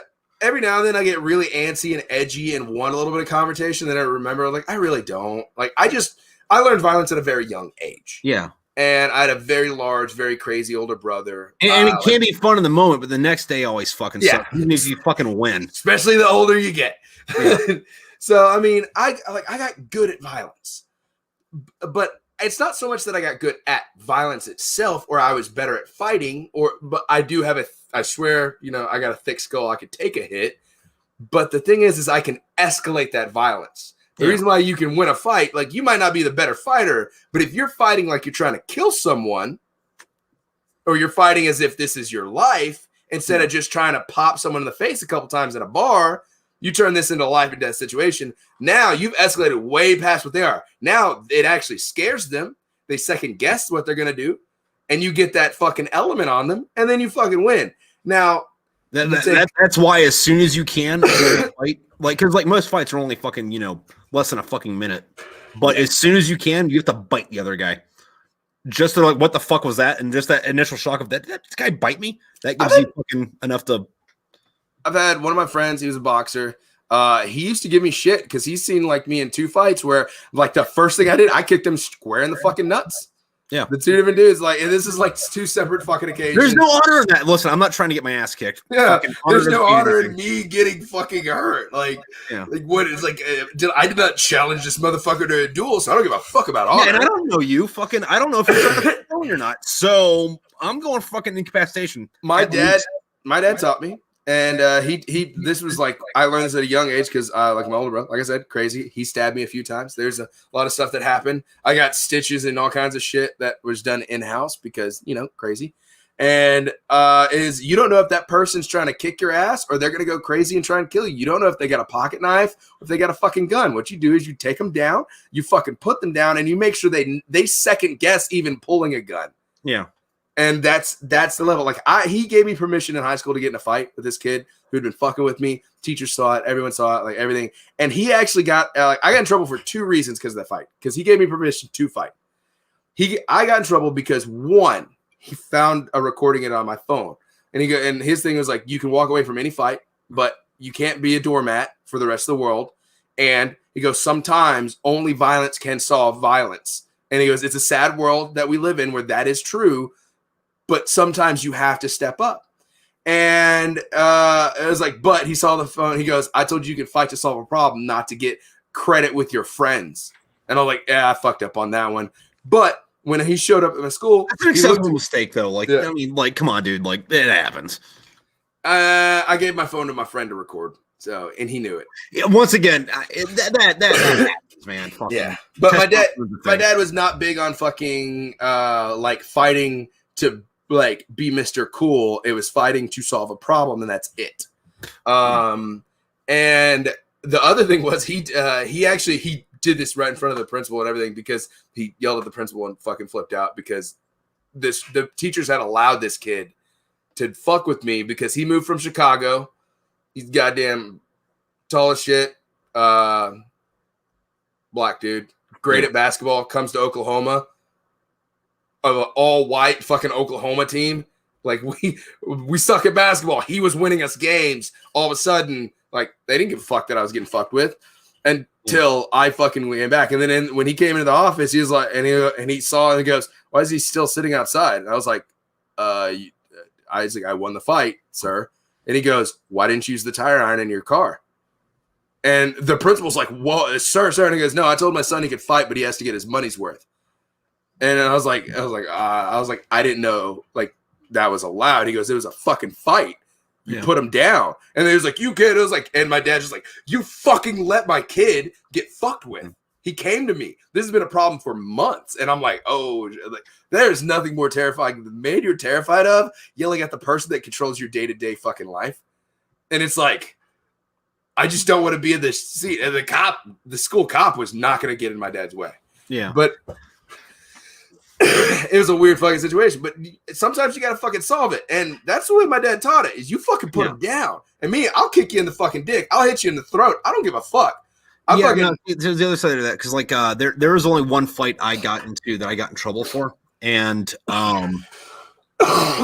what happened was me and some other kids were throwing paper airplanes, and one of them hit this chick in the face, and this chick got mad and came over and started hitting me. So I like put my hands up, kept hitting me. I got knocked to the floor, she kept hitting me and all that shit, and then like they pulled her off, and whatever. Like I'm using fight in heavy quotations here. But both me and her go to the fucking principal. They call my dad. My dad kicks my ass because I fought a girl. I was like, I didn't hit her back, man. Fuck, leave me alone. But it's like, no, it's the principal of the thing. I was like, what the fuck do you mean the principal of the thing, dude? Like, I was trying not to like fucking let her hit my fucking face. That was my involvement in this fucking fight. Leave me the fuck alone. But I have a full-on fucking, like, hey, I don't care if you're a man or a woman or anything like or fucking Zer, Zai, fucking whatever, part you identify as a threat, a camel or a goddamn fucking spoon. If you step up as a fucking problem, yeah, you have now, you put yourself in a realm. And this realm is, Eric, like I said before, I do not like being fucking violent at all. I don't like it. It reminds me of my fucking childhood. I like to steer clear of that shit. Yeah. I want to make stupid jokes. I want to lose 20 pounds. I want to make t-shirts and I want to have fun. Yeah. And like, I don't want to be violent at all, but you put yourself in a position where you have now forced my hand. And now you have to deal with the consequence. I don't give a fuck if you're a woman or not. And like, oh yeah, no. I was quote unquote taught better. And I knew that like, if I hit this chick back, my dad was going to fucking get back on me no matter what the fuck happened. So I was like, don't hit this chick back. Don't hit this chick back. Because, other fists were coming later. As a kid, I've seen my mom drop a full-grown man. And if I would have went home and I would have just took hits from a girl, my mom would have probably slapped the fuck out of me. We're like, why the fuck? We're like, what, you don't think we're fucking tough? And like, and if I would have hit the girl and she fucking like beat my ass, I would have like, my mom would have just like came into my room every morning and wake me up and be like, hey, pussy, hey, fucking bitch boy. Like, you're going to fucking lose fights. You're going to fight your brother. You're going to fight all these other kids. You're going to fucking try to, like, do some, like, because I got caught fucking trying to box and shit. And I'm like, you're trying to do all this shit and you get your fucking ass kicked. And, like, it's really funny. It would have been like, if I would have got my ass kicked or not hit, is like, if I wouldn't have hit, she's a woman. You don't think she's tough enough? If I would get my ass kicked, it's like, oh, you're a bitch and lost to a girl. And probably if I would have fought them, it would have been like, you're in trouble for fighting. And my parents would have probably seen her as an equal. My dad probably would have been like, like if I would have won horribly, he'd have been like, you shouldn't have fucking done that. Yeah. Yeah, I know. And trust me, there have been women that I should have fucking decked. Not should have. Well, I had enough country music to where like I know that you don't ever hit a woman. Shooting her, that's okay. Hitting her, different story. Kicking her out the trailer is what I do. My trailer, my rules. Love her to leave it, bitch. I was it actually Jess. At one point, it was like me and tensions were high. We're just split up. We were not in a good place. As one does. Yeah, we're getting divorced. Like tensions were high. Now we're fucking cool as shit, and we've joked about it since. I was like tossing her my son's shoe, and she like overreacted, like, you threw that at my head. And I was like, what the fuck are you talking about, bitch? And then like she reared back, she punched me, and I just kind of like throw my shoulder into her punch. And then like she's like, fucking hit me. I was like, I've been hit by a man before. And I just stepped up to her. I was like, but you haven't been hit by me. And it was like, oh, like this just got like it got. I was like, that was like my only warning I was gonna give her. Yeah. And like I'm glad I didn't hit her because like that like I don't want to be I didn't want to hit my son's mom. That'd be weird. Yeah. The other one though is this actually did happen in high school. I had a girl deck me, and it was I called a girl that I think at the time had an eating disorder. I called her fat, Oh, I couldn't flirt appropriately, and I was just whatever. Well, I know all the people in the movies call fucking like sluts, and they fuck them afterwards. So hey, you fat bitch, what's up? I was trying to take her to the fucking goddamn Chinese buffet, but no, I said something, and I walked away, and then like 30 minutes later, we get out of class, and I'm standing, and I think I was just procrastinating to go to my truck and fucking driving, and I was like talking with people. Next, just fucking just decked in the face, and I'm like, boom, and I'm like, boom, and I'm looking, and I look past her, and then my eyes register it was her, and I'm like, this chick just hit me like she was like a man hit me, and I'm like, whoo. She goes, apologize to Stephanie, I think her name is. I don't fucking know. Well, I mean, you might have deserved that one. She's like, apologize. I was like, did you just hit me? She goes, yeah, and I'll do it again. I'm like, dude, all right, this is when I first realized I had kinks. I fucking fell and like chased after this girl for a solid like 3 months till I realized she was not going to date me at all. Yeah. But like that moment, like I even apologized to the chick. I was just like, which I would not have done normally. Like she hit me and I turned and I was like, I realized it was her. And I was like, I like this one. This one's good. And since I've dated, because I can't find a girl that can kick my ass, I find the ones that'll fuck me up emotionally. Which not really fuck me up. Trade-off that we fucking get down for, which I don't understand the fucking like masochism that fucking human beings experience for that. It's super unhealthy, but like, oh, dude, I mean, is it unhealthy since everyone does it, or is that just a consequence of being a fucking human being? Dude, I attribute it to the Gabby Hanna song. Broken girls. I date broken girls because they make me feel put together. I can't be. First of all, I've had a normal relationship where I'm the one that's fucked up, and it makes me feel really bad because I always feel like great. Yeah, there's a lot of chicks I treated fucking just like terrible, and I feel bad about it. And I would apologize, but like they blocked me on everything, so it's like, oh, probably for good reason. Yeah, not without good reason, absolutely. I had one girl, which she has not blocked me. I've talked to her a couple times. We ended it, and it's just like. 2 reasons why I had to end it. One, I always felt like I was the problem for everything. Mainly because it was like I would do something stupid or say something stupid. And she's like, hey, let's fucking talk about this. And I'd be like, why the fuck? Like, I'm thinking it's a trap. I'm going in guarded. Like, I'm like, and I made stuff worse, and then it'd get okay, it'd get better. And then at the end of the day, I was just like, I'm kind of bored. Like, I care about this girl, and the way I realized like I don't want to waste her time anymore.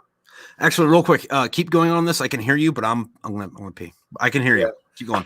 You do this quite often. No, like I just didn't want to her. Like I was like, I'm wasting her time because I care about her and I want her to be happy and I want her to do well. And she is doing amazing as far as I know. And she was a great girl, but like the only problem in the relationship was me. And it made me feel bad. And also I felt like I was dragging her down a little bit.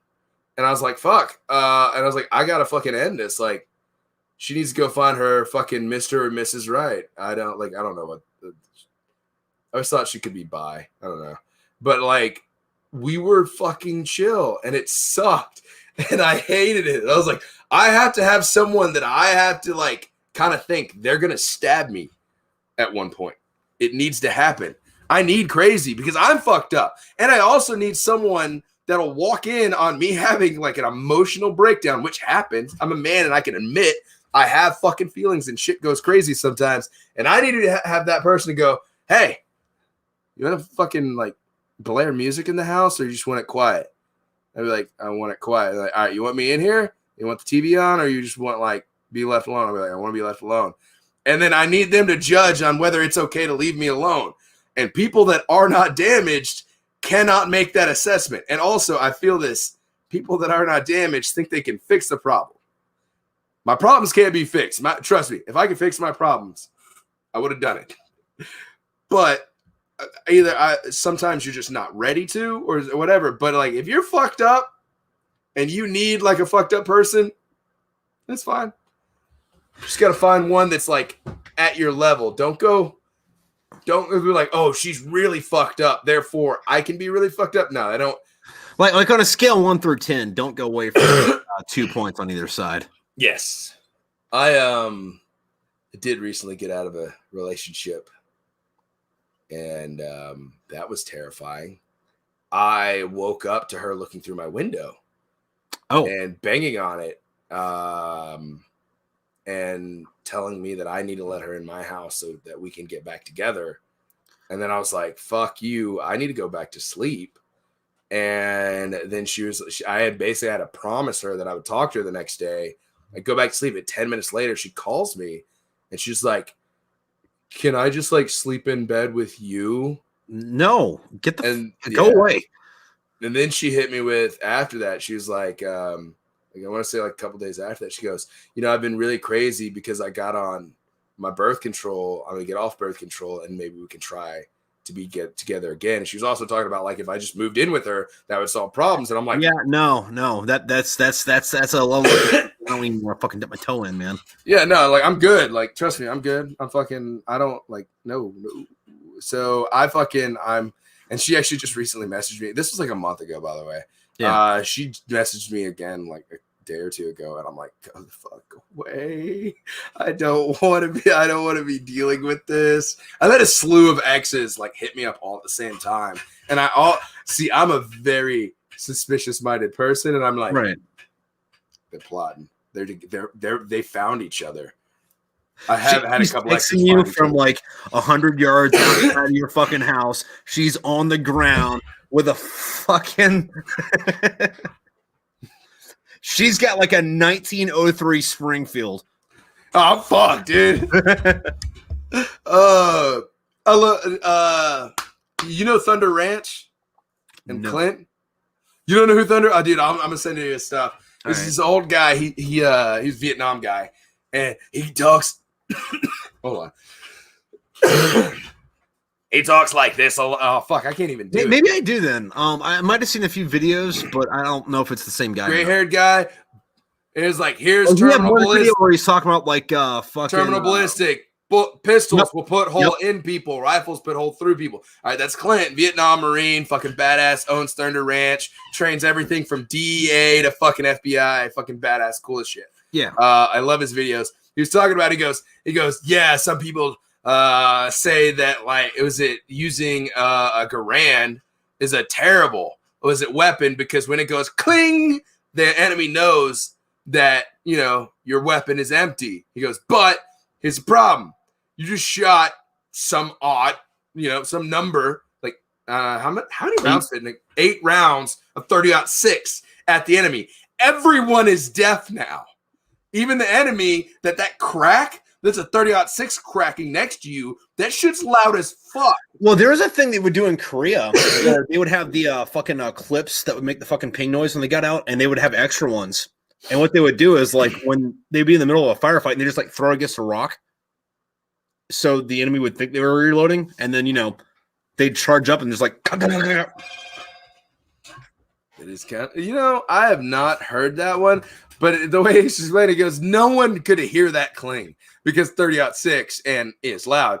The gun my dad had, I want his gun, is he has a Remington Woodsmaster. Yeah. 30-06, which is Remington's version essentially of the fucking bar. Yeah.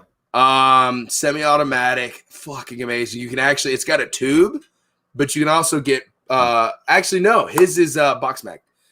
Okay. Dude, after fucking Biden got elected, because I'm not getting into politics. I'm just talking about guns themselves, though. Yeah. Fucking all of them jumped up in price, got hard to get. They've been doing that since COVID. Dude, these guns were like $350 on goddamn on some websites. Dude, don't even fucking remind me, man. Fucking Mosin Nagant used to be fucking $80. Dude, my SKS is steadily climbing in value. Yeah. No, but speaking of that shit though, fucking so I get a Lee Enfield fucking SMLE Star, fucking World War I gun, 303 British, which is about the same size as fucking 30-06, but bolt action and like no buffer, so like you get the entire fucking force of that round in your fucking shoulder. And I had a buddy I was in the Marines with fucking up here.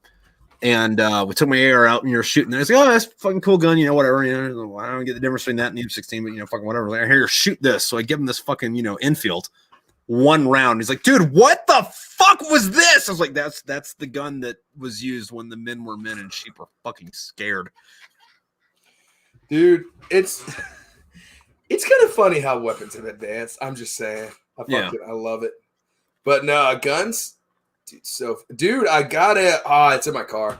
I got a fucking Derringer. First of all, I found one for $350. 45 long Colt. Wallet gun. Yes, but it's the 45 long Colt or the 410 shotgun. I love it. Although that picture is really funny that I was just like done tie-dyeing stuff and my hands were different colors on Instagram and it's like I'm holding a bullet. Dude, honestly, that fucking filter I use had it the least bright I could find. All right. Without going black and white.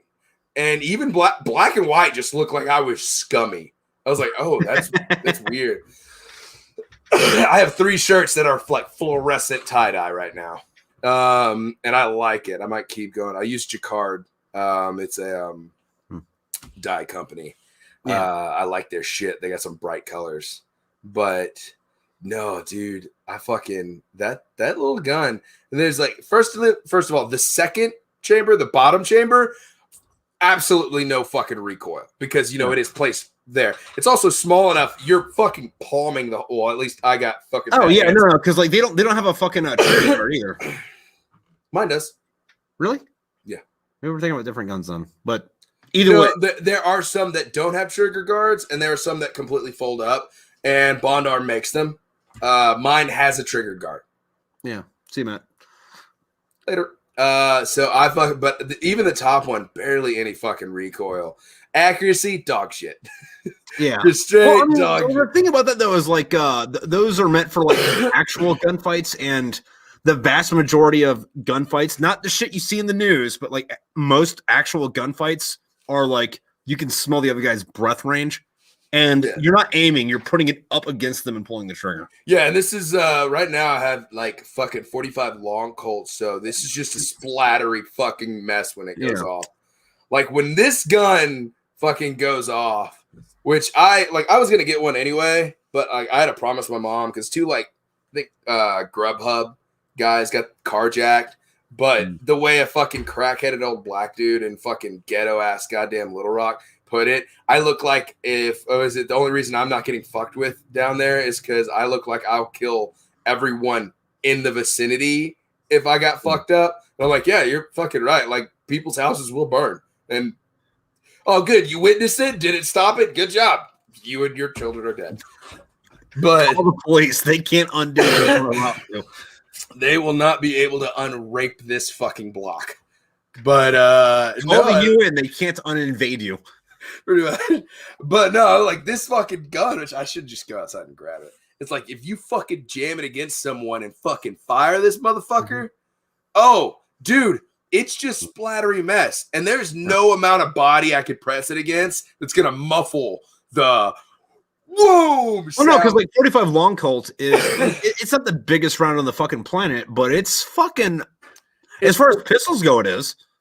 I'm pretty sure. There is the large, what is considered the extra large caliber. There's 500 nitro pistols and stuff like that, which those are just gimmicky. That's a dumb pistol. But I mean that people actually use 45 long Colt's the biggest one. Yeah, and that's mostly because it comes in revolvers.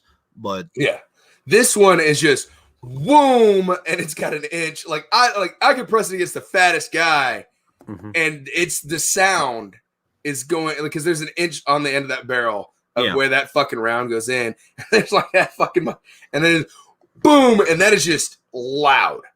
Like I don't even have to hit you, honestly. If I drew it and shot and missed, the sound alone is gonna make you think you got hit. First of all, the concussive force. Anybody knows about being shot at, the fucking concussive force of a bullet passing you is one weird, and this is a large caliber bullet too. And you're also going to be in front so the blast. There is a bit of fire that comes out the end of it. I know because when I was shooting it, I go, that's kind of cool. I shot a couple extra rounds. And then I realized I need to have earplugs in because I was like, why does my head hurt so bad? I was like, oh, yeah, because loud. But like even shooting it, I can feel the vibration coming around. Like it's not sonic because it's not breaking the sound barrier, but still, yeah, it's making shit move and shake. And so I don't even have to hit you. Boom! and I've got another fucking bullet here, and it's like, I guarantee you, if you had a fucking, maybe not you, but most people in the world, they could literally have a Glock in their hands and like be drawing it. If I fire this, their body's immediate response is going to, one, kind of bend over and start, fuck out of here. Because it's not a just, oh, this is a fucking bullet. It's like, this is a fuck off bullet. And what's even more dangerous is I need to find some or just order them off the internet. The defense 410 rounds that has the 45 caliber slug and then 2 or 3 triple-aught buck fucking balls, which are pretty. They're big enough. They're close to 9 mil size, and just so that's 4 projectiles of get fucked. Yeah, that's what was that book called? Harry Potter and the Chamber is Loaded. I fucking saw that and I was like, nice. Noise. Like I don't even like Glocks, and it was like, yeah, no, got it. I saw that on TikTok actually. Someone just reading them off. Oh yeah, no, there's a meme and like somebody fucking like decked out a fucking Glock. Yeah. Oh, actually, I've seen in real life people get their Glocks like fucking all customized. I've seen actual Harry Potter Glocks on fucking Instagram. They're like, I love Harry Potter and guns. I'm like, that's a weird combination. Yes. Well, you see this. This is the some might call it the automatic Kalashnikov 47. I call it my Muggle wand. This is my Muggle wand. Oh, dude, there's an entire series on fucking TikTok if American exchange students went to fucking Harry Potter. And the dude goes, oh, yeah, how many points I get if I hit that old snake dude with this fucking Barrett 50 cap? And it's like, yeah, me and Bo Ray's over there. Don't worry, he'll rig that fucking thing, that bridge to explode for you. Well, you know, like, Harry Potter is a lot fucking different, though, if you imagine the wands as being guns instead. Like, it's like, well, wait, so what you're telling me was... this school was stopped a fucking active shooter because the teachers and students were all armed. Yeah, everyone's armed, and yet like, dude, the word Harry Potter, I'm like, dude, this is British. It is British. Because like, if that was in America, it's like, oh, they're invading. Well, like the battle happens at the front gate, and that's where it ends, either one side or the other one. And this is like maybe a 5 to 10 minute thing because I'm like, the fucking, what is it? Like, as fast as I can say it, me and 20 of my guys just like, boom, boom, boom, boom, boom, dead. And some of them can do it without even saying words. So it's like, that is now your goddamn fucking belt fed. Everyone, just all of the killing curses. Fuck everyone. Yes, I read all the books. I do know it. No, I had a thought. I've never seen this, but now that I thought about it, like, I'm gonna have to spend some time on Google because I know that someone has done this. Belt-fed pistol. I've seen a 22 caliber one. No, I don't mean like somebody made like a fucking 1918 and like made it this big. I mean like someone modified a fucking like Beretta M9 to be belt fed. I want to know if that's like a thing. I bet you could probably Google it. And it's gonna bring up a whole bunch of fake ones, and you'd have to actually find it. Oh well, you know, speaking of fake ones though, like just for like my end for shit with like I'm writing sci-fi and shit. One of the things I go to for is the airsoft community fucking makes some like really fucking cool, super sci-fi shit that looks like a fucking laser fucking cannon, but it's like some plastic and a little bit of fucking like aluminum fucking foil they put together to make it look like a fucking like alien fucking like abortion fucking 39 fucking 100 or whatever the fuck you want to call it. I like that new gun. One of what my six pistols and a dagger. 2 of the 6 pistols in it were modernized like broom-handled Mausers, which looked like a fucking like super fucking like tactical fucking like Glock, but old fucking broom-handled Mauser instead. Turns out that gun was actually something that some airsoft guy was like, be really cool. I'm gonna fucking make this bitch. And like I thought it was a real gun for a minute, and like was like, look, listen, someone fucking remade this shit, fucking modernized it. I have to have this. And they're like, oh, it's an airsoft gun. It's like, oh well, no, I'd still buy it. it's still cool, but Yeah, I'd work for one. the fucking imagination brain housing group. You know what I mean? Dude, I mentioned that I saw something on TikTok. I'm about to start a new TikTok series, and I've actually got one of my friends pitching in ideas for it. Is it just 1,000 fucking videos of you simping over Gabby Hanna? Like, I'm not saying I wouldn't watch that because I would. Because as long as we're there's on pictures Twitter, of it. that's all I do. Dude, that's I'm on her Instagram. I fucking I fucking love the shit out of her. But no, I love her music too. Something about Well, no, I do too. Like, remember that one music video where like it's mostly talking about like the fucking trials and tribulations of being internet famous. Like the last like quarter of the music video is just her screaming at the camera, "Pay attention to me." And it's like it stops being music. It started being like, I guess, quote unquote modern art. But it's like, okay, yeah, this makes sense. Dude, I like what she does. And I think it cracks me up that like so many of the other Viners give her so much shit.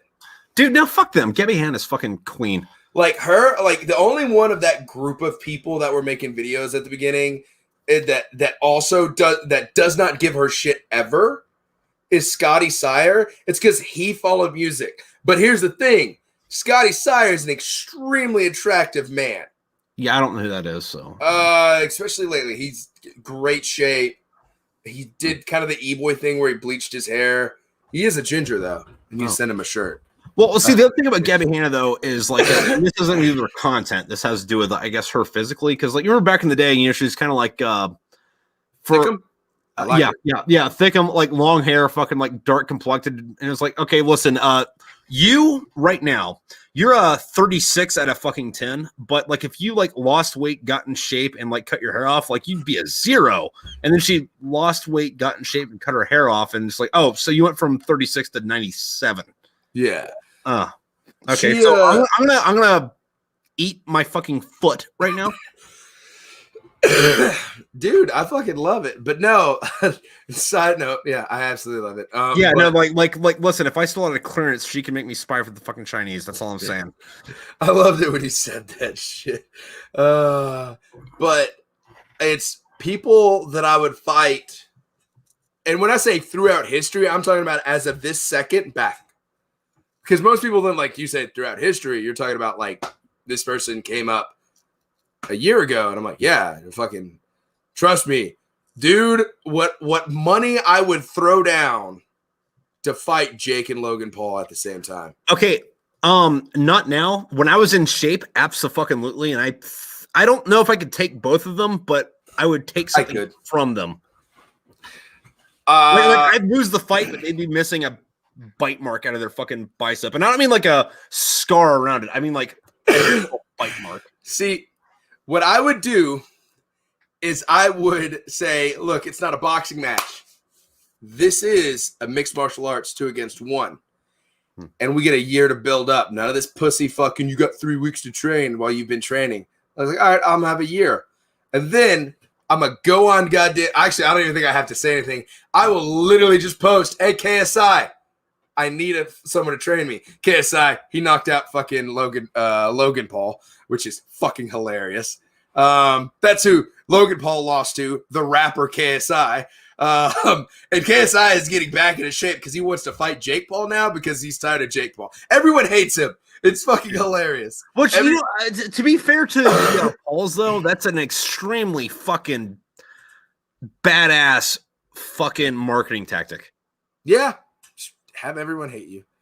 But I'd get KSI to train me. Obviously, I would have a professional trainer, but KSI would be there. I'd have KSI literally marketing the whole, like, fuck these guys. And I would go in, and I would escalate so fucking quickly. Like, basically, it's like, I know what they'll do. They'll want to fucking tag me a few times in the face to fucking get me. I would want to immediately eat like 3 or 4 punches, grab one, and hit the other one with the brother. Okay. So, we can fantasize about this all day. But, and I'm going to give you a few seconds to think about this one. Who would you not want to fight and why? Worst case scenario. Like worst case scenario? Yeah. Who would you not want to fight and why? Anybody throughout history, though, right? Well, how about just people that are celebrities now? Celebrities now?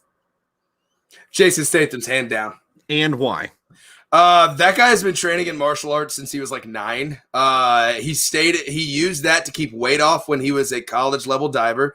He used that to keep weight off while he was a model. The only reason he got into action roles is because the director that directed Lock, Stock, and Two Smoking Barrels had him as an extra that was supposed to get decked in the face in another movie and was like, hey, and they're like, action. He just wasn't quite ready. And the dude just goes to hit him and he's like, wow. And they're like, the director was like, what the fuck? And he goes, I'm sorry. I just reacted like I've been training in martial arts for years. And that ends up being the reason why he started getting action roles later on. And the guy legitimately to this day, I think he has like a badass dojo at his house. This guy is like, basically, like he's basically better than what Jean-Claude Van Damme was. Okay. All right. Fair enough. And have you seen him too? He's I know what you're saying. Yeah. He's in godly shape, and he's at that like 40-something-year-old age where he's gaining old man strength. Yeah, and I don't know, like and I think we're the same height, and I think he's dude, I would fight him, and I would make him regret it. I just know I would be very reluctant to like. I would never cause the fight, and if I did, I'd be apologizing until he starts coming after me. They're like, "Oh, great." Looks like you don't want your testicles, or you want shot. Yeah. No. See, for me, that would definitely be him. And hear me out on this. I don't think the fight would happen. The fight would be about to happen. We both in the fucking ring were walking towards each other, and Eminem would like say something to me because I imagine he would meticulously fucking like dissect who I was as a human being beforehand and work it down to like I got 5 words to say to you before you punch me in the face. And like he would magic a way to like figure out what those 5 words were. To like I would just like fall on the ground and cry. That's an awfully hot coffee pot. Oh god damn it, dude! I yes and no. I would start to probably get like, oh fuck that. Dude, and then I remember this Machine Gun Kelly so bad that he had to change fucking genres. It's a fun way to look at it. By the way, I kind of like what Machine Gun Kelly is turning into. I haven't listened to any of it, but like I've been reluctant to just because I know the only reason he did that is because he had to quit rapping because Eminem bitch slapped him that fucking hard. You know, I had a take on it from someone, and it was that pretty much it's just like I've had a couple people on TikTok who are like, hey, do you want to start like TikTok drama? Like pretend like we're arguing with each other? We should start TikTok drama. No one would fucking believe that. Oh, I don't know if anybody actually watches this from my channel, but your channel would. I'm assuming some of them catch this. Actually, yeah, this is 2 hours and 7 minutes. I don't think anybody's going to notice this except for like, how many people do you normally get? On what? On watching these? Oh, it's I don't really know how to fucking calculate it because like it's rare that more than 10 people are watching at the same time, but it's also longer. Usually somewhere between 200 and 300 on this, and then the audio is weird because it's between 30 and 1500 depending on who's on. You should keep the audio clip, throw it on Clubhouse, by the way. Clubhouse is the new audio place. I just got on a fucking Clubhouse. Really? Yeah. Because like you have to get like an invite. I've been learning about it. I have not actually got on it. I have everything from seeing videos on it, people talking about it, experts. You have to get an invite to get on. I just got the invite. Send me an invite last week. Send me an invite. Remind me when I'm sober. Okay. Weirdly enough, I'm not drinking. I don't know if you noticed. This is tea. Sucks to be you. No, me and a dude, you know, fucking like got to lose 20 pounds. I can lose 15 in 2 weeks. Oh, by just not drinking. This is my excuse to drink because like, these fucking shows that I do, like, I don't care if anybody fucking watches these things. I really fucking don't. I miss the fucking barracks because like any fucking time you could, whatever fucking state of mind you're in, walk outside, find someone to fucking drink with. You don't fucking have that in the fucking civilian world. However, this is my fucking, hey, listen, I got a fucking time and a fucking date with you, motherfucker. Yeah? You're going to be here. I'm going to be drinking. This is my fucking. I think I will say you can go back and listen or watch these. If you'll notice, I'm not sober in one of them. I think this is the only one I'm sober in. Yeah. Usually I get hammered. But no, I would definitely say that I think you're one. I fully believe you'll do good, especially in audio. Except I love the aesthetic of behind you. Oh well, I mean, I got some nice shit. Yeah, I mean, the only other thing is but when, because we get out of Silla Date, I'll fucking bring 2 bottles of whatever whiskey. Dude, fucking, I got a spare bedroom, man. Fucking, we'll do a live show for 2 hours and then say fuck it and then get fucking actually blessed. I've got a couple of TikTok ideas that I think one of them you will absolutely fucking love. All right. And I'll say it. Actually, I'll just tell you offline, and it'll because it'd be a really fucking funny one. But no, what the fuck were we just talking about before we got on this? TikTok, this shit, drinking the barracks. I think Clubhouse would be great because one, you could just not give a shit about because most of it's all audio. Actually, I don't think there's video involved in it. I don't even think you can make like text posts. I think it's all audio, right? Yeah, no, it's like all audio. Someone was talking about like the best way that I've seen it explained is you can basically have it's like if you're listening to the radio, but you're able to call in and actually fucking call in.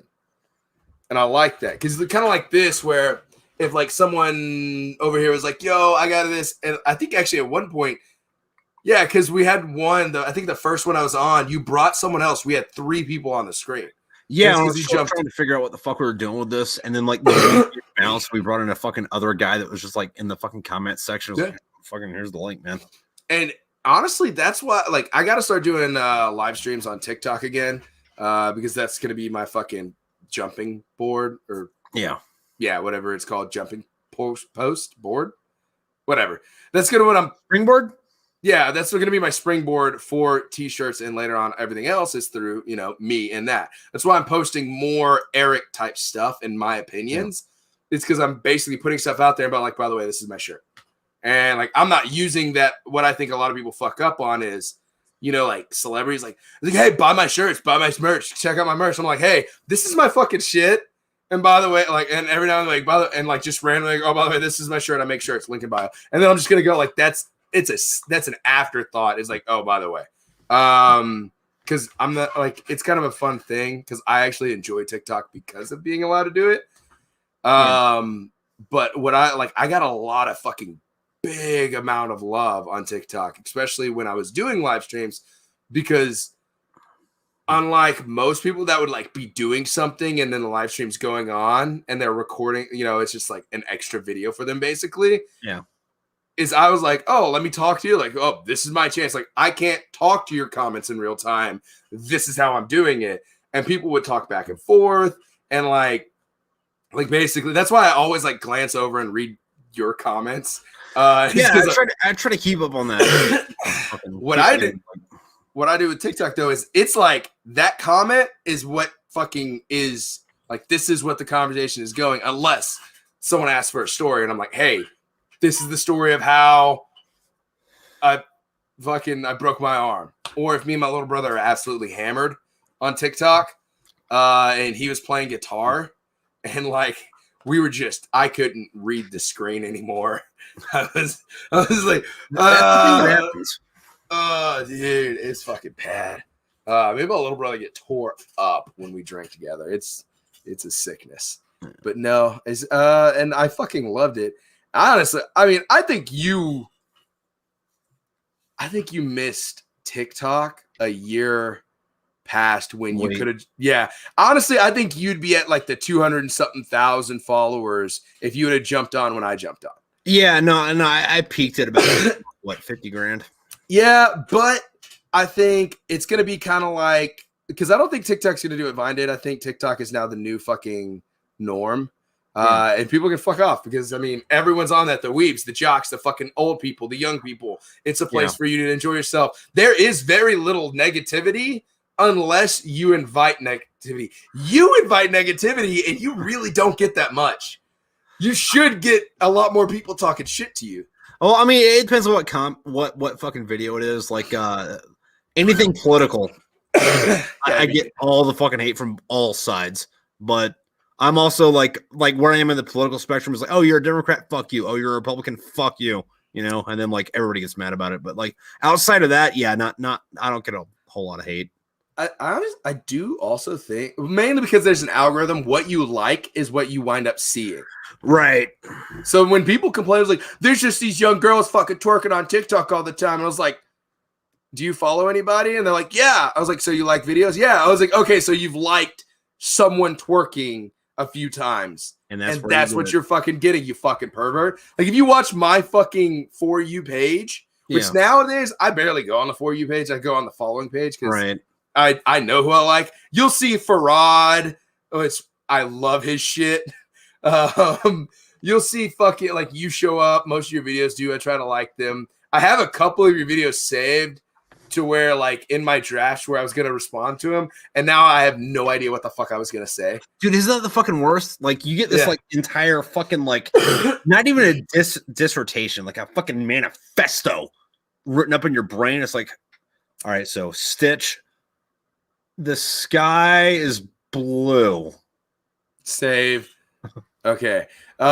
Dude, also you got to realize I drive for DoorDash 10 to 12 hours a day on the days that I work.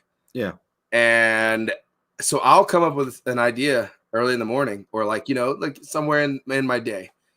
And then I'm just, I'll fucking forget it. Or it'll be like, I'll come up with it on, because Friday through Mondays are the days that I work. I catch the weekend. Right. And Mondays is when I do a lot of like people order Walmart pickup orders and then have DoorDash pick them up. And I'll make good money doing that. Right. And so like, that's why I have it set out the way it is. And straight up, I just get fucking one thing, like, oh, like it'll be Friday. And I'm like, all right, there's this idea. And then it's like Saturday. I was like, okay, I've still got this idea and I'm listening to my podcast. I'm going to this.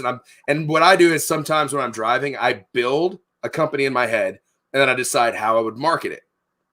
And like this last weekend, it was like, how would I market a rapper? Because I was like fascinated with Lil Nas X so far. And I'm like, no, like, and I was like, I do this, but I'd also do this. And I was like, I would double down on like this and that. And then I had this amazing idea for a couple different TikToks. And the only one I can remember is who in the history I would fight, because I keep running into social media people having beef. And I'm like, I'd fucking fight them. I'm like, oh yeah, no, I want to fucking talk about who I want to fight. See, my thing about that though is like, you know, it's fucking there, but like every time I see somebody on social media that has beef with anybody, like especially with fucking YouTubers, it's like they go into this like entire fucking thing about this other person. It's like, who the fuck is that? Yeah, I started adopting a new thing about negativity because I was like, oh, I'll make some videos about like negative comments. I really don't get a whole lot of negative comments. I am very lucky, and I rarely, and I did on one post where I said, it was when I was like, can you like hit a person if their child is crying too long? Someone said something negative on it. And it was like basically like, oh, if you did that, you'd have to fight. And I just kind of like, I started off with like, obviously you didn't fucking get it. Like, this is Joe. And then I like my last fucking response to it was like, hey, this person is obviously he's got something going on in his life. He had to come over to my fucking post and get upset. Dude, a week later, he messaged me, goes, by the way, I was having a shitty couple weeks and I'm sorry about that. I was like, there you fucking go. Half the negative shit is just people having a couple of bad days coming across your shit going, fuck this guy. And I was like, and I actually solved it in the weirdest way. I did not expect to get that from him. But I mean, other than that, I got people talking shit on my first real viral video, which isn't like my first like couple thousand. It's the one that I think it hit 1 million before it got taken down. I re-uploaded it and it hit a couple 100,000. Right. But it was my vet bod video. It was so fucking simple. I don't know if you've even seen it. I've made this like a year ago. And I'm in like button-up shirt. I think I did my job. And actually, this is the first day I got hired at GameStop. I came home after the interview. They're like, we're hiring you right now. I'm like, cool. I'll be here tomorrow. Clock in. And they're like, sweet. We'll get your paperwork ready. And I was like, sweet. So I go home and I was like, I popped off with a video. And It's basically, I was like, you know, I've got the definition of a vet bod. It's kind of like a dad bod. But I've got the tattoos, I've got the shoulders, I've got the arms, but I've never turned down beer and tacos. I slapped my stomach and I kind of jiggled it a little bit. Right. And I fucking like people like that blew up. I'm not gonna lie, that's the reason why I went from like having a 90% male following to like I have a 75% female following now. Older women love me right now on TikTok. Dude, that's a weird fucking phenomenon because like with my books and shit, you know, fucking like they're geared towards, you know, first 9/11 fucking like you know, fucking like combat fucking veterans. My largest demographic is middle-aged fucking women. I have no idea why the fuck that is. I don't. It's the sex. Yeah, I mean, it might be. I don't fucking know. You broke smut, you dirty whore. Well, no, like there's been some like. There's been some weird shit. There's been some other shit where it's like, dude, I don't know how to fucking respond to this. And there's been other shit where it's like, I feel bad for your husband, I guess. Because like one of them, somebody was like doing a review on my books and they were talking about one of the sex scenes. And they were like, well, there's no way this could happen in real life. And I was like, oh, honey, sweetie, baby. If I didn't have a ring on this finger, I'd show you why you're wrong. You don't have to call me darling. Darling. You don't even call me by my name. Dude, like, it's kind of fucking weird. But also, I've got some very inappropriate messages. I try to respond to as many comments as I can. Right. If I remember to. But you know me. I'm everywhere. Right. So it's like sometimes I will not respond to a single comment on a video. And then I'll respond to every comment on every video. But then there's some comments that are just like inappropriate. And I'm just like, also, the other side of my fucking following, I want to say at least 15% of the other 25%, gay dudes. Gay dudes love me on TikTok. I have a couple videos because I don't give a fuck, and I love to make jokes. Yeah. At one point, I dressed like oh, fuck, my aunt made a comment. And it was a TikTok. It did very well as well. This is also when I was like getting popular real quick. I was also in a lot better shape then. And that happens. And this is literally a year ago, dude. And it was, I always was wearing flannel and an undershirt, my fucking boots, jeans. My jeans were like properly tight. And my aunt said that I look like the girl she dates. And then I was like, someone else said that I looked like I was trying to look like Dean Winchester. And I realized I was either dressing up as a knockoff Dean Winchester or the type of lesbians my aunt liked, and I did not know how to fucking deal with that. And I posted that on TikTok, and people were like, "Oh my god!" And then gay guys were like, "You're my kind of man. You're not a lesbian's man. You're a my man." And I'm like, "Oh, this is like that was the first like really gay interaction I had on TikTok." And then I've played into it a few times because it's fucking hilarious. Okay, so like on that though, real quick, I saw this fucking video today. I think it was on Facebook. If I see it again, I'll fucking send you the link. Otherwise, you should look for this. But it was a bloopers reel of shit from fucking Supernatural. And there was one thing where like somebody said the line wrong and they went into this fucking dialogue that was like word for word out of a DBZ abridged episode. I've seen a lot of those. Yeah, and I was like, wait, so these guys know what's up. Like they're like, oh, we're gonna talk about this demon ball, whatever, and then like talk about Perfect Cell, but like my favorite one is the blooper where it's like they're talking about their mom, and then it's like, and the Dean's like, he's in it, but he forgets his line because he's like, she's probably working with the Leopleurodons. And then Sam just goes, with magical Leopleurodons, Charlie. And it's like, what the fuck? And they're both dying laughing. Dude, that entire cast, have you seen their like live interactions with fans? Dude. Yeah, but now all I want to talk about is fucking unicorn. Yes. They fucking go, dude, they don't give a shit. And I love that that's their fucking attitude with it. Like, they fucking are hilarious, in my opinion. But magical Leopleurodon, Charlie. The Candy Mountain. Dude, everyone. Dude, my thing, though, that I love better than that was llamas with hats. Carl, that kills people. Oh, my, I'm sorry. And a rumbling in my tummy that can only be satisfied by human hands. I can't believe you did this, Carl. Really? I'm a sociopath with a history of violence. Carl, that kills people. Dude, that's old internet. Yes.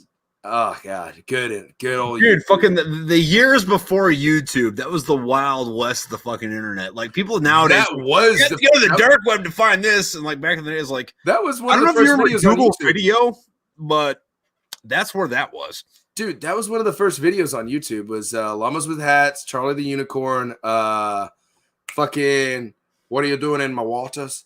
No, that Old was Greg. Huh? That last one's from a TV show. Yes, but it actually all right. So the original TV show, I think what it was, they at one point, no one a part of them had a copy of that anymore, and they had to get their copy from YouTube. Really?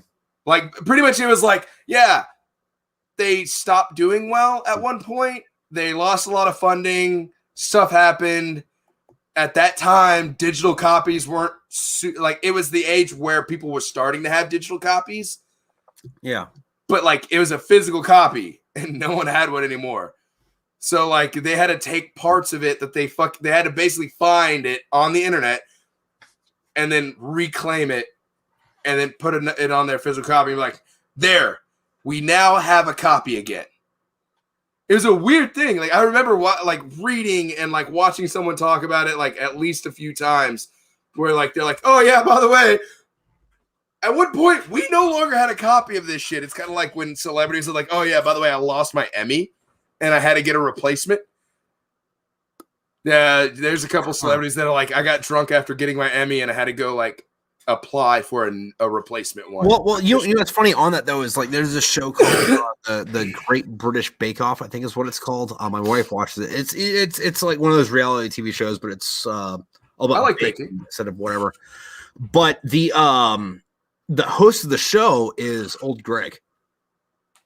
Oh yeah, and I would come in and out of the fucking like room while my wife was watching it. I'm like, who the fuck is that? That's somebody. And she's like, I don't know who the fuck you're talking about. That happened 3 or 4 times, and like one day I was like, all right, let me Google this real quick. Like, that's Old Greg. That's fucking Old Greg. And then like, you know, this dude's like talking about like how their dough didn't have enough yeast in it, so it didn't get floury enough, or they didn't leave it in the oven long enough, so it didn't get the crust didn't get a nice enough crisp to it. I'm like, but what are you doing, Mawadas? Dude, honestly, I had that same thing happen with I was like obviously when I was a kid. If I was to watch Doctor Who, my parents probably would have decked me in the face. My parents love sci-fi, especially my dad. But his sci-fi is like Star Trek. He's okay with Star Wars, Battlestar Galactica. Yeah. Oh, dude, I'm a big fan of Battlestar Galactica, and so is my dad. Actually, my dad is the reason I am because he had the whole box set of everything. But like British stuff, I didn't find out till later that my dad loves Monty Python, but he was like, I thought he would have fucking decked me if I watched it. So maybe he would have let me watch. So there's an episode of Doctor Who. It's one of the more recent ones. And by more recent, I mean in the last 10 years-ish, I guess. But there was these aliens called the Silence. And love them. Yeah, yes. And you might know what this story is going to go to, but let me explain this shit anyway, right? So pretty much the gig of the Silence was they're these fucking like evil fucking like overlords. They've been puppet mastering mankind for however the fucking long, but their I guess quote unquote superpower is if you're not looking directly at them, you forget that you fucking saw them. Like they just go like erase from your fucking memory, right? And they go on puppet mastering you until the Doctor puts into the fucking footage of the moon landing that everyone should just shoot them when they see them. And it was my favorite episode because there's this part where this fucking like Silence, you know, fucking like alien is talking to this fucking FBI or CIA guy, and he's giving this like long speech. And then like this is like the first episode that happens in America. And then the dude pulls out his fucking like 1911, blows a bunch of holes in him and goes, "Welcome to America," and walks over him. And it's like, that never happens in British TV. And I fucking love that it fucking did. Thank you, whoever fucking wrote this. You know who is in that fucking that was actually like 2 episodes was the Silence, or 3, I think. Yeah, it looks like an arc. Crowley was the FBI agent that was working in America. Dude, I fucking loved it. But the 9th Doctor is the bad guy in Gone in 60 Seconds, the Nicolas Cage one? Is he? Yes. Eccleston? Okay. Huh? Eccleston or Tennant? Eccleston. He's before David Tennant. Yeah, Eccleston. All right, he's the bad guy in Gone in 60 Seconds, the Nicolas Cage one. I haven't seen that recently enough to fucking remember that, but that's fucking badass. Here's the thing, though. I didn't put 2 and 2 together until I rewatched fucking Gone in 60 Seconds for the millionth time. And I was just like, dude, all of a sudden I'm waiting for him to do something called Doctor Who-y. I was like, he's going to do something cool. But speaking of Doctor Who, I have not watched this new chick.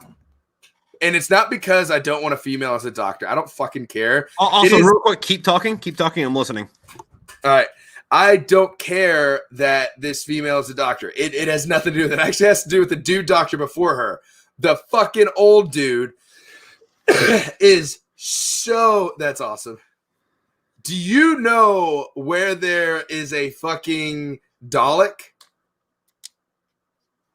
Have you ever seen Looney Tunes back in action? No. Basically, the dude that plays George Jungle and the Mummy. Okay.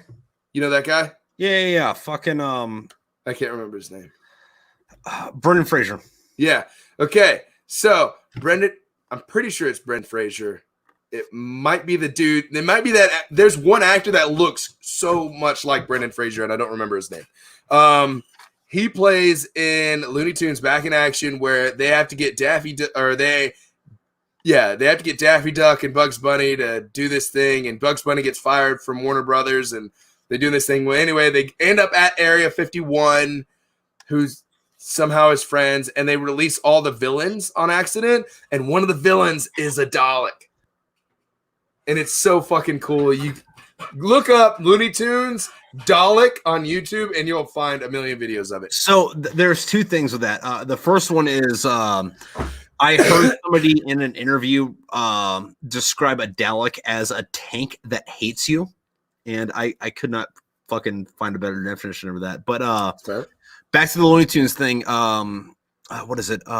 Duck Dodgers in the 31st century. Fucking it was Daffy Duck and Porky Pig, but it wasn't Daffy Duck, it was Duck Dodgers, and Porky Pig was his fucking sidekick or whatever the fuck it is. There's an episode where Marvin the Martian, he comes up with this plan to destroy the Earth he gets this giant space saxophone that will just blast Kenny into the atmosphere and make everybody fucking subversive. So Duck Dodgers goes to the Rock and Roll History fucking Hall of Fame or whatever the fuck it is and thaws out Megadeth, who's been cryogenically frozen for the last 500 years. And Megadeth plays this concert, which is the loudest thing that's ever happened in the universe. And it destroys fucking like the giant space saxophone and like Mars and blows all their fucking shit away. But it's great because they actually get Megadeth for the fucking episode. And then the Megadeth music video is Duck Dodgers going around blasting shit, and then like the cartoon Dave Mustaine fucking playing guitar and shooting lasers out of his fucking shit. It's fucking just like chef's kiss. I have not seen that. That's definitely a new one. Yeah, I like Duck Dodgers. I don't. I watched it as a kid. Yeah, but I can't remember any specific episode. Well, since we're talking about that, fucking, do you know what the official reason is that Daffy Duck is insane? Why? It's post-traumatic stress disorder from World War II. That's the actual fucking reason for that. And like, I'm pretty sure most of this is still on fucking YouTube, but there's a bunch of like old like quote unquote propaganda fucking like cartoons about this where like Daffy Duck's going around and like hitting Nazis in the head with a fucking mallet. Dude, here's the thing. I distinctly remember as a kid having it's pretty much like the Disney stuff on VHS. I had several of them. One of them was Daffy Duck in the military. It was an hour or so of just all those shorts, but it was Daffy Duck. And it came in a specific box, and it was really cool. Dude, like him having to peel potatoes, him painting an entire ship in invisible paint, him pitching a tent, and then there were some sexual things with the whole tent thing. As always weird. You gotta pitch like everything It was so fucking nuts. And then The if you only remember, thing that, like, tops that in my, I'm sorry, go on. What's up? if you remember DuckTales, he has to go back to the Navy. Yeah. No. Hey, Matt, I know you're saying Donald, not Daffy. No, we're thinking about Daffy. Donald Duck also did his Donald Duck shit, but like Daffy's what we're talking about. Like they both had their own fucking timelines. Wait. No. Donald Duck did do some fucking stuff too, but like Daffy was Army, Donald was Navy. However, that's what I'm thinking of. Yeah, DuckTales was Daffy Duck. Yeah, that's what I'm thinking. Yeah, however, there is an episode of Looney Tunes where Bugs Bunny is fighting some fucking like gangsters or whatever the fuck it is, and they're doing the thing where they're like, is Bugs gonna win or the gangsters gonna win? Is Bugs gonna win or the gangsters gonna win? And in the middle of the fucking fight where the climax could be, Bugs Bunny says, "Stop! I'm sorry. I gotta stop the fight. I gotta be a real hero." Gets in a phone booth. Comes out of the phone booth wearing Marine Corps dress blues with a fucking Garand, says, "I have to go be a real hero," and marches off in the fucking sunset. And Bugs Bunny is an honorary master sergeant in the United States Marine Corps. Why? Just why? That actually bothers me for some reason. Because you only made it to sergeant, where this fucking like carrot eating fucking cartoon character fucking made it to fucking staff NCO. Dude, most fucking Marine Corps. Saying that Bugs Bunny didn't rate it. No, he didn't. He's fuck. Oh god damn it. Dude, there's so much about like that whole I hate propaganda, like that entire stuff. Like, oh, dude. I gotta I wonder. I'm gonna check it later. I'm not gonna check it now. So I used to get a lot of like, especially once I first got out, those posts like, "This is a veteran, blah blah blah, and he's making music. You should go support him." Blah, blah. And then at first I was like, all right, I'll support them, and then later I just turned into I don't fucking care, and now I turned into this one person said it. It's like some fucking National Guard captain who I guess went to Afghanistan. I don't fucking know. I don't know. Okay, so hold on real quick. I'm going to pull the microphone into the frame for this because I think this is fucking important. So yeah, it's not so much a fucking thing anymore, but like, you know how like back in the fucking day, and by back in the day I mean like 5 fucking years ago, or like you would have this shit where like some people would say, "Hey, this is music," and then like some fucking like dumb hipster will be like, "No, that's not music. This is music," and they play some like dumb bullshit. Well, here's something that I'm gonna pull the fucking hipster card out on, and I'm gonna fucking own fucking everybody on this, because there's a lot of people nowadays, especially if you're fucking like paying attention to the fucking like quote unquote veteran fucking community, where it's like, oh yeah, dude, they're fucking singing songs about the military, or like they're doing these raps about the fucking military, or like, you know, fucking they're playing this music about the fucking military. But you know what, fucking if we're gonna talk about military fucking music, there is only one fucking artist that has ever fucking mattered as far as the military experience goes, and I'm gonna sing you the first few lines of one of these songs. It goes, "Cruising down the road in my Humvee, vehicles are mine." I love Tyler Satterfield. I used to listen to all his fucking songs. Like I'm pretty sure he's somewhere in my YouTube shit. I loved his fucking fucked up uniform like shit in the music video he made. Yeah, I love that he did the fucking fast part, all with a dip in. He was a fucking cool guy. Sitting in my rack watching One Tree Hill, so I'm never gonna get a confirmed kill.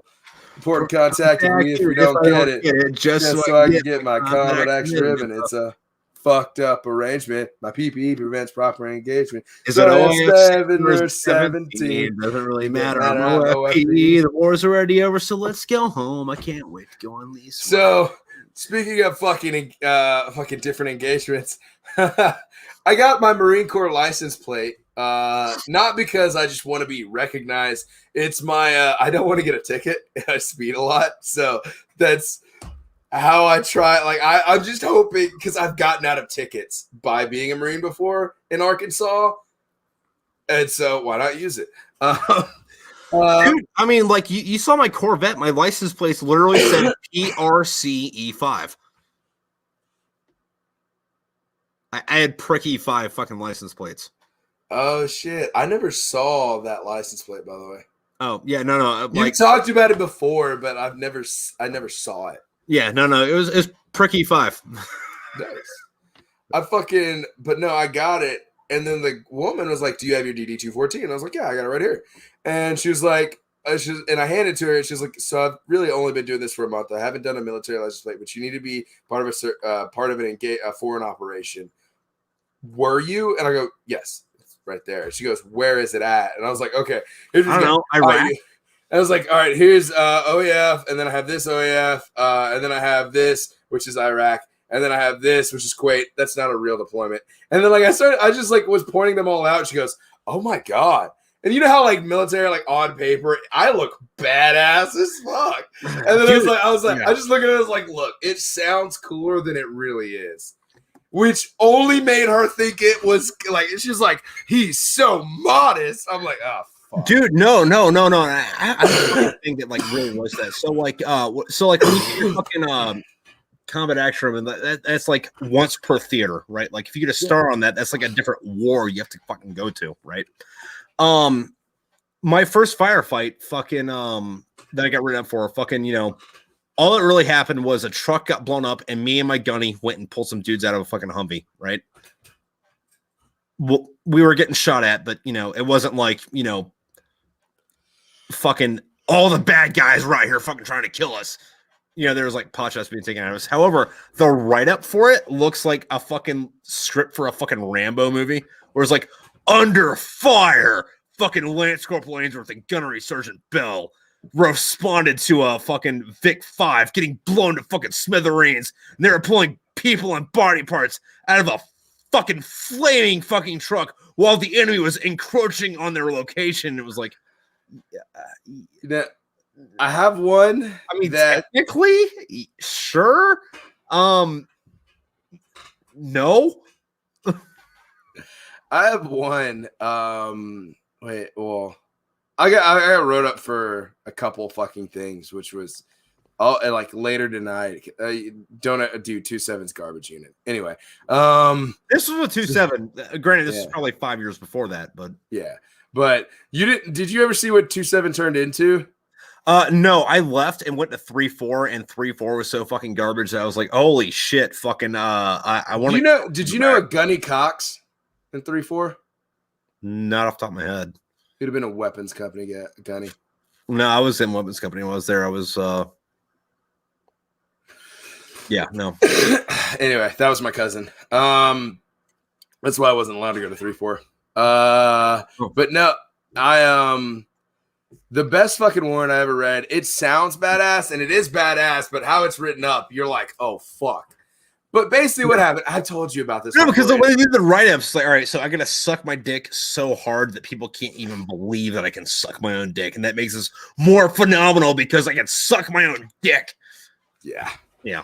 But best one I have to read is my buddy, his dad. He has it fucking still framed in his house because one, it makes him look really good. Two, it is fucking hilarious. Basically, Vietnam, he's admin. He's told, shred all these papers. I've told you this story, and I love telling it. Fucking, he's shredding and burning papers, and he's we gotta make sure they don't find our secrets, which was just a normal fucking post. So, and fucking Charlie comes in the tent. His rifle's leaning against that side of the tent. He just turns, grabs a typewriter, and while Charlie's going from the bright outside to the dark tent, takes the fucking old typewriter and beats him in the head with it, and just beats him to death with a fucking metal typewriter. Which, if anybody's picked up, not the hipster new age, I'm talking about a military typewriter from the fucking 60s that they were still using in 78 for some reason. This is a fucking hunk of goddamn, these things are 30, 40 pounds, and that's the light ones, and they were indestructible almost, and he beats the dude to death with it, and then continues burning documents. And then he gets written up for a Bronze Star in the Marine Corps because he defended secrets and blah, blah, blah. And because of him, Charlie couldn't grab that folder that said where that fucking patrol went 6 weeks ago. Yeah, but here's the thing is over the course of fucking 73 hours, John Basilone killed 1,000 fucking dudes. This dude beat a guy to death with a fucking typewriter. It's like, oh yeah, cool. I'm not trying to diminish the legacy of John Basilone, but he did have a machine gun. Yes. This dude had a typewriter. I don't know if you've seen a fucking typewriter from fucking the military at this time, though.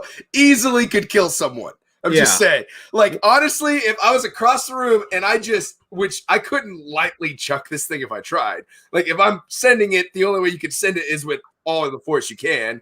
But if I just threw it at you, your options is to dodge it.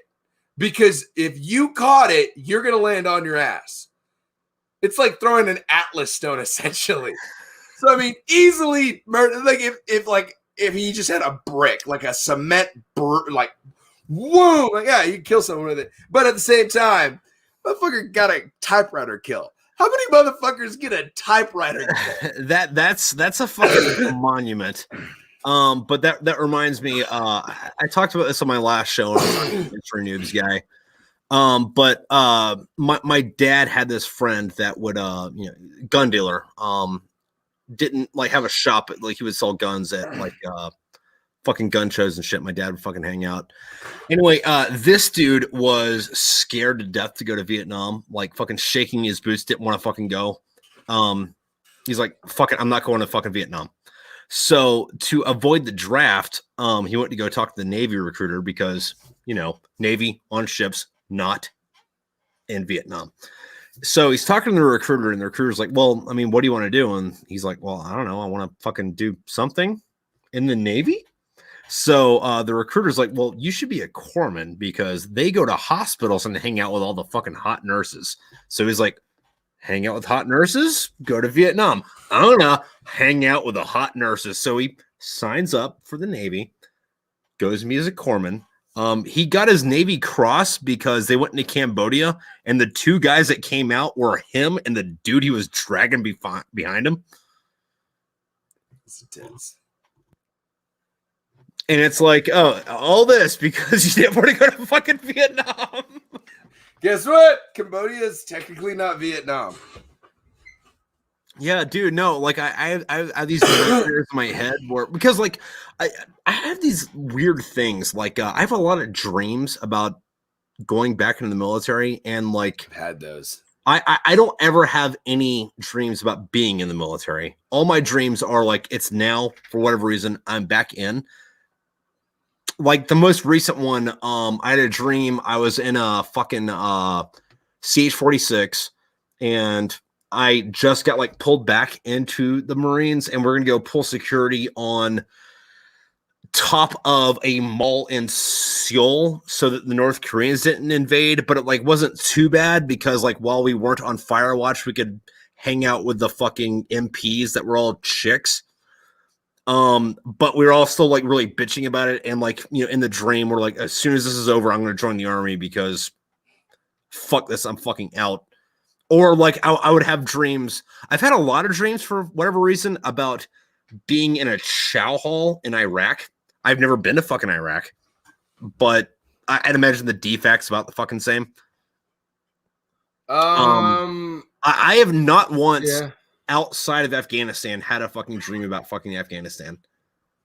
And it's weird. I don't know what the fucking psychological what the fuck is, but so my most recent one is actually it's weird because it's I go back in, but my I'm going back to the unit the platoon I fucking hated the most, which is the one I had in 2-7. 1-7, fucking love them. 2-7, I mean, they're all shitty people. And it's just like, every now and then there are bad units and there are bad platoons. Well, there's also like bad turnover where like a unit can be good. They get people. And so what it is I've had this several times is I get back in, my staff sergeant doesn't know that I'm back in. So I'm having to sneak around because I don't want him to find out I'm there. So I'm trying to like skate by him, but still do my job. Yeah. And I'm back in as like, I think I start over as a private. No, it's weird. Either I start over as a private, but I'm also a corporal, but I'm also a sergeant all at the same time. And like dream logic.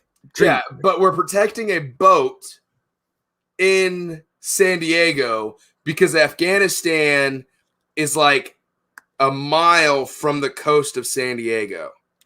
As one does in a dream. Yes. So, and I'm having to fucking deal with this shit.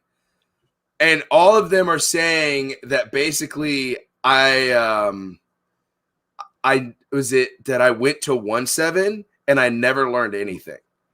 And then I came back and they're like, you basically only know as much. I think that's why I think I'm every rank at the same time. Right. They go like this. And I was like, you motherfuckers, shut the fuck up. We're doing it this way. And they're like, shut up. We're going to fucking bitch. And they're like, we're going to bitch about it. I was like, guys, we're getting shot at. We need to do something. And they're like, fucking telling me I'm stupid and that they want to just go back into their barracks room. And I'm like, what the fuck is wrong with you guys? Yeah, no, like I've never once had a fucking dream about combat. It's always been like mundane bullshit. I have very vivid dreams, and the worst ones I get is people not listening to me, especially when I've been shot several times. And I don't know. I almost looked that one up once, but I was like, I don't want to fucking open that can of worms. And the other one is the trigger on my gun is too heavy to pull back to save someone or myself. Oh no! See, mine are the exact opposite. Like they're very vivid, but they're not fucking like UGR sausages. Ew. Yeah. It's weird. Like I'm in Iraq eating these fucking UGR sausages.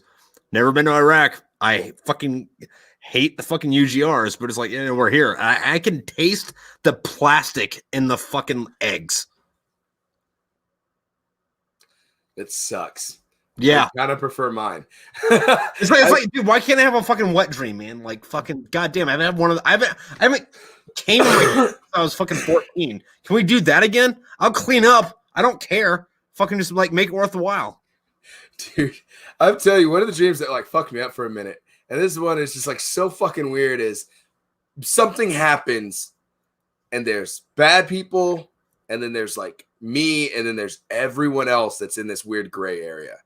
And I understand this in my dream and I can't fucking squeeze the trigger to fucking shoot the guy that's going to come and kill us. So he pops me a couple times and I'm bleeding out and I run and I get away. Mind you, I can never run fast or fucking with intent. Oh, I can run as hard as I can. I just can never get distance. Yeah. And it's, dream logic. And I get to a hospital and none of them will help me. And I'm begging people to help me and it's pissing me off to the point where I start threatening with a gun and they're like, you're not going to kill us. We're not the bad guys. I'm like, fuck, you're right. Like that's solid. The fucking people in my dream are using way too good of logic. It's like I came up with it in my own head. So I fucking go and try to fucking I end up finding another fucking hospital. Weirdly enough, there's two hospitals very close to each other.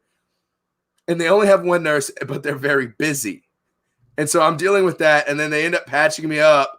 And dude comes and just shoots me in the same fucking holes. And we start this whole situation over again. And I go like 3 rounds doing that. And that dream, I was like, why the fuck? And I was like, well, I at the time, I also had a very poor taste in humanity. So I was like, I kind of see where this is coming from. Yeah. And so Matt's over here saying he had a dream that a few months ago that for some reason he went back to high school after being kicked out of the Navy because he lost transcripts. Can you imagine, like, instead of getting boot dropped, they kicked you back to being a freshman in high school? First of all, like, it is my absolute dream to time travel and, like, be myself at 10 years old. Well, I mean, like, if you know what you know now. Yeah. But that seems like it would suck. Although, I could do boot camp over. I could do boot camp standing on my head. I don't give a fuck. Well, I mean, like, I would only do that if I was also fucking 18 again. I would not do that as a fucking 33-year-old. I think I could. There's this thing that 18-year-olds have that I don't. Cartilage. And giving a fuck.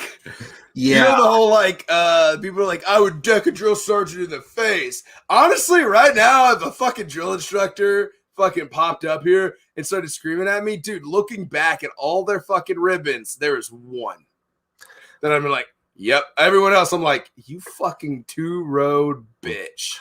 There was this my senior drill instructor used to yell at us a lot about like, oh, hey, you're gonna do that, or I bet you're saving that shit for like, for a fucking hot day in Iraq because you're gonna be a fucking pussy and fucking like dive out of this shit and fucking try to use this for fucking blah blah whatever because you're gonna be a fucking medical fucking dodge fucking whatever. Anyway, fucking I get back to my dad's house. Fucking this is like after my third deployment. And he has my like boot camp fucking like yearbook fucking thing. And my senior drill instructor that was saying all that shit with all 4 of his ribbons. And it was like, oh, I really wish I could talk to you right now. I really want to fucking know what the fuck is going through your head. Like, I get it. Thanks for fucking, being an asshole because that's your job. But like, there's some things, if you're going to say, you might want to fucking back them up. And I mean, I get it, like why they say it, and it's to break you down mentally. They never really I don't think they ever actually see. I think this is why I didn't quite fit in, especially at the beginning. Yeah, is because they didn't really break me down in that way. Here's the reason why: I grew up in a military family. Like psychological warfare is like. That was fucking breakfast on a Saturday, motherfucker. Like, oh, that's jam on your toast. Yes, it was like asking like, hey mom, can I have some cinnamon for my toast? There's butter. Can I have some cinnamon sugar? This is the next thing you know, I get told how I'm ruining her fucking life, and then me and my brothers have to go outside and police call where they just had a party, all the cigarette butts and bottle caps and everything. Me and my brother stood online and did the step, pick it up while we were children. I've been doing like people are like I joined the Marine Corps. They're like, stand in line, step, pick it up. I'm like, this seems weirdly familiar from home. Like it was normal. And people were like, oh, you have to eat fast. I was like, dude, my older brother's like 6'7" and a big guy. And my like part of my family is like fat fucks. Like you eat as much as you can, as fast as you can, or they will take your food. I legit I was like, shit's fucking weird. Like I grew up in such a fucking weird. I was dysfunctional before we got reality TV shows, which probably would have got us arrested. Which you my sorry. So 2 points on this. Reality shows, and then what Matt said in the comments. Reality shows fucking piss me off because Ozzy Osbourne started that, and it's like, dude, the Prince of Darkness started the fucking reality show thing. Really, this guy. Also, Matt said something about fucking his ribbon string on his DD-14 and like not fucking whatever. When I was getting out, I was getting my DD-14. I had to send it like I was at admin. They give me the thing, said, "Hey, check mark this. Initial all this shit to make sure it's right." When admin brought me my DD-214 the first time to like make sure it was cool, they put it down that I've been to Iraq 5 times. I went to Afghanistan twice. I haven't stepped foot in Iraq. But I was like, do I say yes for the VA benefits? No. It was a good goddamn license plate you got there, sir. All right. Vietnam 6 times, World War II, with Germany. No. And what's really impressive about my Vietnam story, I wasn't born until fucking 30 years after it ended. I was just that dedicated to the Corps. Dude, fucking. I have in my training, I think the first time they brought it to me, it said that it didn't have my infantry mortarman on there. I was like, dude, that was my original MOS. Yeah. And I was like, where the fuck is it? And they're like, oh, and they brought it back and they didn't have all the other stuff. And I'm like, and honestly, dude, I was just like, fuck it. I'm like, dude, I showed up in like, I did not like, I know that like there was another person there showed up in camis. I was like, dude, I'm in a fucking band tee, jeans. I don't have a fucking belt on. I'm trying to get this shit signed and walk the fuck away. Like, mind you, I'm going on terminal leave. Someone could easily be like, you still have to. I'd be like, fuck. Oh, no. See, like, I fucking. I also didn't get paid the last 2 months I was in the Marine Corps. So I was like the only reason I had money is I went to the Turtle Rock Casino and started doing the fucking Texas Hold'em nights. And that's the only reason I had any money is because I made a couple grand off of that shit. Oh no! See, like, I champed out when I got my DD214 because like, I was that admin. I was waiting for my fucking shit, and this is after all the fucking like fucking whatevers.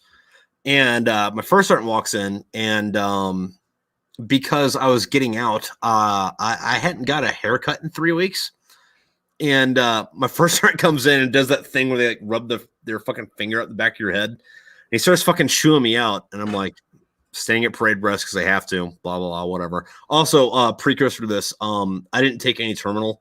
I took leave for like 3 months and then came back for 2 weeks. I had to. I got maxed out paid for my terminal leave, and I sold as much as I could back, and I had to take terminal. I didn't take any non-mandatory time off in the first like 3 years I was in, and I did 6. Anyway, fucking my first sergeant's chewing my fucking ass, right? And in the middle of this ass chewing, fucking Lance Corporal, who the fuck ever shows up, says, sign this. I'm like, I'm sorry, first sergeant, give me 1 second. Sign whatever. Turn around. First sergeant keeps chewing my ass. I'm like, okay, Dave. And he's like, what did you call me? Dave. And then I fucking walked the fuck out. And it was like the look on his face was like he had a limp dick in his hand. Like, what the fuck are you gonna do? Dude, I think I signed my shit. My flight wasn't till the next morning. No. My flight wasn't until that night. I went back to fucking my 1-7 barracks where all my shit was packed up. Most of my shit had already been sent away. Like I just had like a couple things. I was like, hey, someone want to give me a ride to the airport? I really don't want to have to pay for this shuttle, which, the airport to fucking that shuttle that runs. I was like, I just don't want to wait around for it. I'd rather go now, sit at the bar, drink, get on my plane. Cause I actually have a bad fear of flying because I've almost been taken out of the sky twice and it still fucks me up. And I don't know, dude, it's just like, the flying is fine. It's taking off and landing. I'm just not okay with. My body is just like, this isn't okay. Like I can deal with turbulence, but so I just get drunk and then get on the plane. And usually I order drinks while I'm on the plane. So, but and one of the dudes drove me away. Like I didn't catch any shit. Like my staff sergeant and like everyone else, because I was like 1-7 was deployed. We're the fucking RBT or whatever the fuck company, the leave behinds. And the fucking shitty kids and the people getting out. And they knew that it's like my guys knew that they hadn't paid me in 2 months. Yeah. And I was just like, I'm fucking going. And people need to get the fuck out of my way. And everyone's like, okay. And then it's like, Samson was like, hey, drive him now so he can go home. I'm like, yeah, cool. And I dipped out. And I was just like, I don't think I had a haircut for like the last month, only because I wasn't paid. Fair enough, though. And I think which I had money because I was fucking going to the casino and making money because I'm good at cards. Like Texas Hold'em, blackjack, I'm okay. I just play statistically how you're supposed to play. And then, like, I don't count cards or anything. It's just I bet when you're supposed to bet. I hit when I'm supposed to hit. I stay when I'm supposed to stay by the cards. I don't count or anything.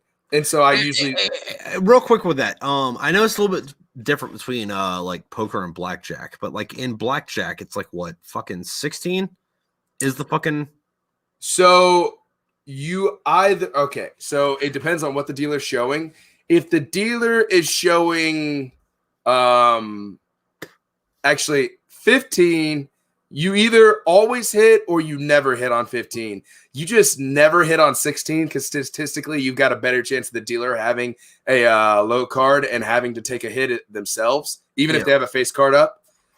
15, you either always or never hit on 15. And then was it and like obviously 13 and 12, you all like it's depending on what the dealer's showing. And like if the dealer has a 7 or higher, 13 or 12, you're going to take a hit. And if it's 11, you always hit on 11. If the dealer's showing a fuck anything except a face card and you got 11, you fucking double down right there. But I mean, I'm decent at blackjack. Sometimes I win, sometimes I lose. But like Texas Hold'em is my shit.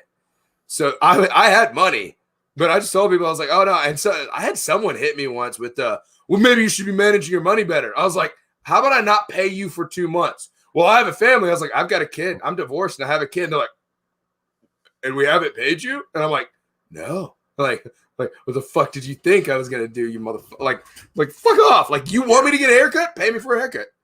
And then people offered me money. I was like, nah, it's not your responsibility to get me a haircut. Right. Anyway, on that, dude, guy, bro, where did the people find you? The people find me? The people. Oh, the people where watching this? Where do they find? Where do they find the pickle? The Pickle Bro on fucking TikTok and on Instagram, which I have to start posting on Instagram more often. Yeah. You're not too big on Instagram, but like you're active. I read.